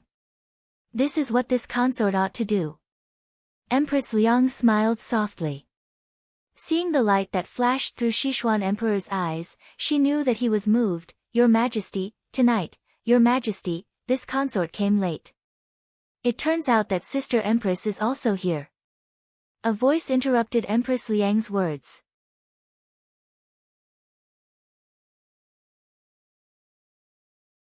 Chapter 304. These words separated Empress Liang from the Sichuan emperor. Imperial concubine Moon leisurely walked over. She wore a light yellow dress that trailed behind her. With every step she took, her dress swayed, making it seem as if flowers were blooming around her feet. Her makeup was elegant and refined, contrasting with the cold and withered leaves outside. Looking at her was like seeing tree branches sprouting in spring, making one feel happy. Empress Liang narrowed her eyes. She was very displeased to see this Cheng Yaojin suddenly appear out of nowhere. But at this time, she had to force a smile in response. "So it's consort you Mimi. It's so cold and Mimi's body is thin and weak. It's best if you don't come out in the wind. Many thanks for big sister Empress concern. Mimi hasn't reached the point where I can be blown away by the wind. But big sister, don't you feel cold in your clothes today?" Consort Yu covered her mouth with a handkerchief and smiled gently. Her tone was 70% concerned and 30% worried. Empress Liang's expression changed. Her clothes were indeed a bit thin, but in order to attract His Majesty's attention, she was willing to risk it all and couldn't care less. However, Consort Yu's insinuations made Sichuan emperor frown slightly. He suddenly felt that the Empress' breathtaking aura lessened a bit. He granted the two a seat. Empress Liang and Consort Yu sat on the left and right of the Empress Dowager. At this time, Sichuan emperor rubbed Consort Yu's hand and suddenly reprimanded, "How do you servants serve people? Don't you see that your master's hands are so cold? Hurry and bring up the hand warmer." The palace maid serving imperial concubine Yu immediately went to fetch a hand stove. Seeing this, imperial concubine Yu cast a provocative look at Empress Liang, then said tenderly to the West Xian emperor, "Your Majesty, there's no need. Don't you want to go sit in Qinxia's palace later? It's the same if you go back and warm my hands." Empress Liang was originally annoyed by Consort Yu's provocation. But hearing her words, it was obvious that His Majesty was going to sleep in her palace tonight. Her heart instantly chilled. "It'll take some time to walk from here to your palace. Take care of yourself first," Sichuan emperor said considerately. At this time, the hand warmer prepared by the palace servants arrived. Sichuan emperor stood up. "There's no need to wait. Let's go to your palace now." Imperial concubine Moon's face was filled with joy, but when she saw Empress Liang, she hesitated for a moment. Then she smiled and said, "Big sister Empress, His Majesty is going to little sister's palace to admire the plum blossoms. Do you want to come along?" Empress Liang looked at this hypocritical Consort Yu and felt angry, but she couldn't show it. She said with a smile, "It's such a beautiful day. Big sister won't disturb His Majesty and younger sister from admiring the plum blossoms. Your Majesty, this consort will take her leave." That's good. Go back early and warm up. Don't catch a cold. Sichuan Emperor said with concern, but his gaze quickly shifted to Consort Yu. Empress Liang lowered her head and acknowledged. The three of them left Cloud Viewing Pavilion together, but in opposite directions. After walking a few steps, Empress Liang faintly heard a conversation behind her. Your Majesty, does Big Sister Empress still dislike this consort? This consort has already tried her best to please her, but why does she still reject this consort? Consort Yu spoke with grievance, like a young girl acting coquettishly to her lover. You've already done very well. Sichuan Emperor replied with a smile. Then a burst of lovey-dovey laughter came from afar. Empress Liang felt as if all the strength in her body had been sucked out. She held onto the railing with one hand. The icy cold touched her fingertips, but she didn't feel it at all. She and Consort Yu had fought for almost half of their lives, but she always lost because she didn't know how to scheme enough. She was too headstrong and always lost too miserably. Nyang nyang, Luo Yun revealed a worried expression. Empress Liang stood up straight and regained her usual grace and elegance. No matter when, she had to shine brilliantly and not be easily trampled on. She could only place her hopes on Father for Su-er's matter. She hoped that he would be able to make it in time. Help me back to the palace. Yes. Her thin figure shivered slightly in the cold wind, but it couldn't change her straight back. Everything that had happened in the past had become a touch of sadness in the cold wind. Who was the romantic? It was all for the love of the wind and the moon. Taking advantage of this helpless day, sad day, and lonely time to test the stupidity. In the cold wind, Chu Qingyan and the others disguised themselves as peddlers and settled down in a town. Ethereal had disguised Xiao Su's appearance as an ordinary person. If Chu Qingyan didn't recognize that pair of eyes, she would have thought that it was someone else. Ethereal, you've turned His Highness into a passerby. Do you want to do the same for me? Chu Qingyan asked excitedly. She also wanted to experience the taste of disguising herself. Xiao Su glanced at her. No need. You look very safe. Look very safe. Chu Qingyan felt as if a basin of cold water had been poured over her head. Big ice cube, what do you mean? Chu Qingyan tugged at his sleeve, vowing that he would give her an explanation. What I mean, Xiao Su said as he pried her hand away. Pulling in public, where are your manners? Big ice cube, you're so pedantic. Chu Qingyan wanted to cry but had no tears. Since when did the ice cube's words become so sharp?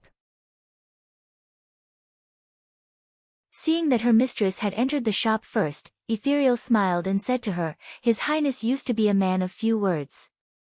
Once he's willing to take the initiative to talk to someone, it means that he's in a good mood. Chu Qingyan pursed her lips. Even if he was in a good mood, there was no need to build it on other people's pain. Also, why did Ethereal's tone give her the feeling that she was taking pleasure in other people's misfortune? Cheng Yenluo walked over and patted her on the shoulder. I couldn't tell. Your ice cube is usually quiet, but when he does, it's shocking. With that, Cheng Yenluo walked forward. Ethereal wanted to take her bundle, but she dodged and left with a cold snort. Mr. Chu, who had caught up with them, placed the toy in Ethereal's hand before she could retract it. Ignoring Ethereal's twitching eyes, he nagged, This is something Blockhead made for me on the way here. Don't touch it. Thanks for your hard work, Hollow. With that, he entered the shop with Mrs. Chu. Ethereal looked at the messy bundle in her hand and realized in hindsight. What the hell was Hollow? Chu Qingyan's eyes curved. This was karma. Thanks for your hard work, Hollow. Chu Qingyan strode into the inn. During dinner, Chu Qingyan's group did not attract much attention from the others. That was because they were more or less disguised, and they looked like ordinary merchants. Chu Qingyan waited impatiently for the food to be served. She had slept in the carriage for the whole afternoon. When she woke up, she was already hungry. Didn't they say that exercise would make one hungry faster? Why did sleeping consume so much energy? Just then, a sumptuous spread of dishes arrived. Chu Qingyan grabbed her chopsticks and was about to pick up the braised pork when a pair of chopsticks stopped her midway. The pair of chopsticks then moved to the stir-fried shredded carrots on the side. Big ice cube, I don't want that. I want to eat meat.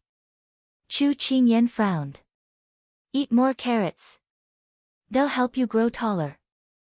Xiaosu saw her withdraw her chopsticks and put some carrots into her bowl. My height. Before Chu Qingyan could retort, Xiaosu had already cut her off. When I was your age, I was already as tall as Miss Cheng. What the hell? How could a boy and a girl be compared in terms of height? Chu Qingyan was speechless. Cheng Yanluo, who was chewing on a pig's trotter, widened her eyes. How did a bystander like her get implicated?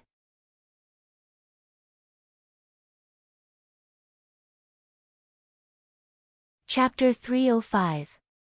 Ever since that dinner, there were carrots in every meal. No matter how much Chu Qingyan protested, it was all to no avail. She had no choice but to swallow the vegetables that she didn't like to eat but were essential for growing up. She felt that it was too painful for a person to experience growth twice in their life. They traveled for 3 days and 3 nights in a row and found an inn to stay before dark. Perhaps it was because they were successfully modified, but they weren't attacked along the way. It could be said that there were no surprises or dangers. After dinner, Chu Qingyan followed Xiaosu into his room. What's the matter? Along the way, he saw that she looked like she wanted to say something but stopped. He didn't ask her, thinking that she would tell him sooner or later, but she didn't say anything until after dinner. Xiaosu sat down on the chair and looked up at her. Chu Qingyan sat down in front of him and rested her chin on her hands. She looked troubled. Big ice block, we've already reached the border of Sichuan. After crossing the border and passing through Junlan, we'll reach Jiang. Xiaosu answered casually. I've asked the Earth Spirit. He said that if we take a shortcut, we can go from the Junlan state to the Jiang state very quickly. It'll take at least half a month. I'm thinking about how we should get the ice crystal flower. I have no idea now. She rubbed her head, very distressed. So this little fellow was troubled about this matter. Xiaosu didn't look as troubled as her. He said calmly, let nature take its course. You don't have to think too much. But there's still no news of the love grass. I can't calm down. She leaned on the table and buried her head between her elbows. As soon as she finished speaking, she felt her head sink. She looked up from her arms and saw Big Ice Block gently stroking her head. She was a little touched. Big Ice Block, don't think too much at such a young age. If the things in your head are too heavy, you won't be able to grow tall. He retracted his hand and looked at her worriedly. What did this have to do with height? Big Ice Block, you're adding insult to injury again. Thus, Chu Qingyan entered the room with a heart full of bitterness, and then left the room with a body full of displeasure. Xiaosu looked at the door that was slammed shut. His lips curled slightly as he tapped his fingers on the table. After a moment, he said, come in. Huling and Turin answered and opened the door. Greetings, master. Well, what happened recently? Xiaosu leaned against the back of the chair with a lazy expression. It was obvious that he was in a good mood. Huling said, Master, Gu Rong has returned to the capital. After the Empress received the news of your disappearance, she sent a message to the Liang family to find you at all costs. They should have already set off by now.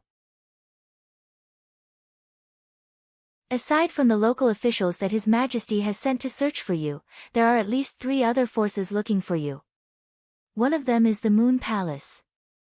But last time, the young princess ordered this subordinate to shift the attention of the local officials to those bandits and successfully held them back. That's why our trip this time was more daunting than dangerous. He already knew about the little fellow's previous orders. It was indeed a good move to return an eye for an eye. Continue to hide your whereabouts. Don't let anyone find out, whether it's those assassins, the Imperial Palace, or the Liang family? Xiao Su said calmly. Master, don't you plan to let the Empress know that you're safe? Huling was a bit confused. Not for now. Xiao Su calmly replied. His expression was calm, and no one could tell what he was thinking. Huling did not ask any more questions. Turin stepped forward and reported, Master, Water Spirit sent news today. There's still no news of the love grass, but she has already expanded the search area to several large countries in the surrounding area. Well, there's an underground trading city in Sichuan. Send some people to infiltrate and scout for information. The underground city was mixed with mermaids and people, but it was also the best place to scout for information. This was because there were people of all levels of various countries. It was the most secretive place to eat, drink, whore, and gamble.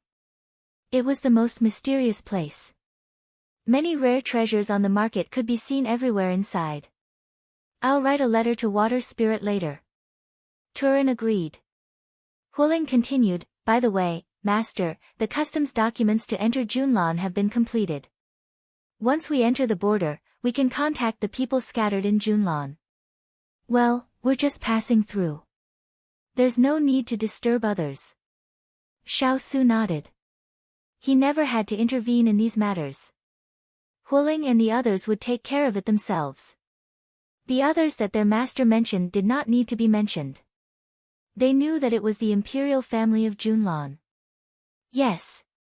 Junlan, long time no see. Xiao Su looked out the window. The night was dark, and the cold wind whistled, but his eyes were calm. As soon as they returned to the room, Chu Qingyan was shocked to see that there was an extra person in the room. She patted her chest to calm her breath and said angrily, Mother, why didn't you say anything? I thought a thief had entered. The fear of the assassination a few days ago had almost become a conditioned reflex. Mother Chu smiled and said, I've never seen you so timid before. Things are different now. Chu Qingyan walked straight to the table and poured a glass of water for her mother. Then she poured a glass for herself. After taking a sip, Chu Qingyan asked curiously, Mother, why aren't you resting at this late hour? Why are you looking for me? Aren't you also not resting at this late hour? You're running around. Mother Chu raised her hand and tapped her nose gently, shaking her head with a smile. I'm going to His Highness's room, not somewhere else to play. Your daughter has grown up. Don't worry. Chu Qingyan said with a smile. Mother Chu's heart skipped a beat when she heard her daughter say that. She was worried because her daughter had grown up, especially when she heard that she was going to the King of England's room at this late hour. She hesitated for a moment before saying, Kai, Mother wants to ask you. What do you think of His Royal Highness's character? Chu Qingyan answered without hesitation, he's elegant, handsome, distinguished right from wrong, selfless, respected the elderly and cherished the young. Before she could finish, Mother Chu interrupted her with a smile. You silly girl, why are you getting more and more ridiculous? Mother is asking you a serious question, not a joke. Chu Qingyan put down the glass and reached out to hug her mother. She smiled innocently. Mother, why are you suddenly asking me this question? I'm afraid that you'll be wronged. Along the way, His Royal Highness was not warm to others, and he was not warm enough to Kai either. If this continued, she was afraid that Kai would not receive the same response. Although it was normal for men to have multiple wives and concubines in the secular world, she also hoped that her daughter could be treated like a treasure by a man like Yuan. Perhaps it was because she had met Yuan in this life, who cared for her like a treasure. I won't be wronged. Actually, when you're not around, His Highness treats me very well. I feel that he's like a big brother who always tolerates me. Chu Qingyan said with a smile. Hearing this, Mother Chu could not help but think that she might be overthinking. Kai was still young and did not know what love was. In fact, Mother Chu was wrong. It was not that Kai did not know, but that she did not think of herself. What was love? It was just two people going through all kinds of ups and downs, supporting each other, and slowly learning to help each other in times of need. You're tuning in to the Blissful Bookshelf YouTube channel. We're so grateful for your support, and don't forget to subscribe to join us on this incredible journey through captivating stories. Your generosity through donations truly makes a world of difference, as it's the primary source of revenue that allows me to expand and enhance this channel for you. Thank you from the bottom of my heart for being a part of this adventure.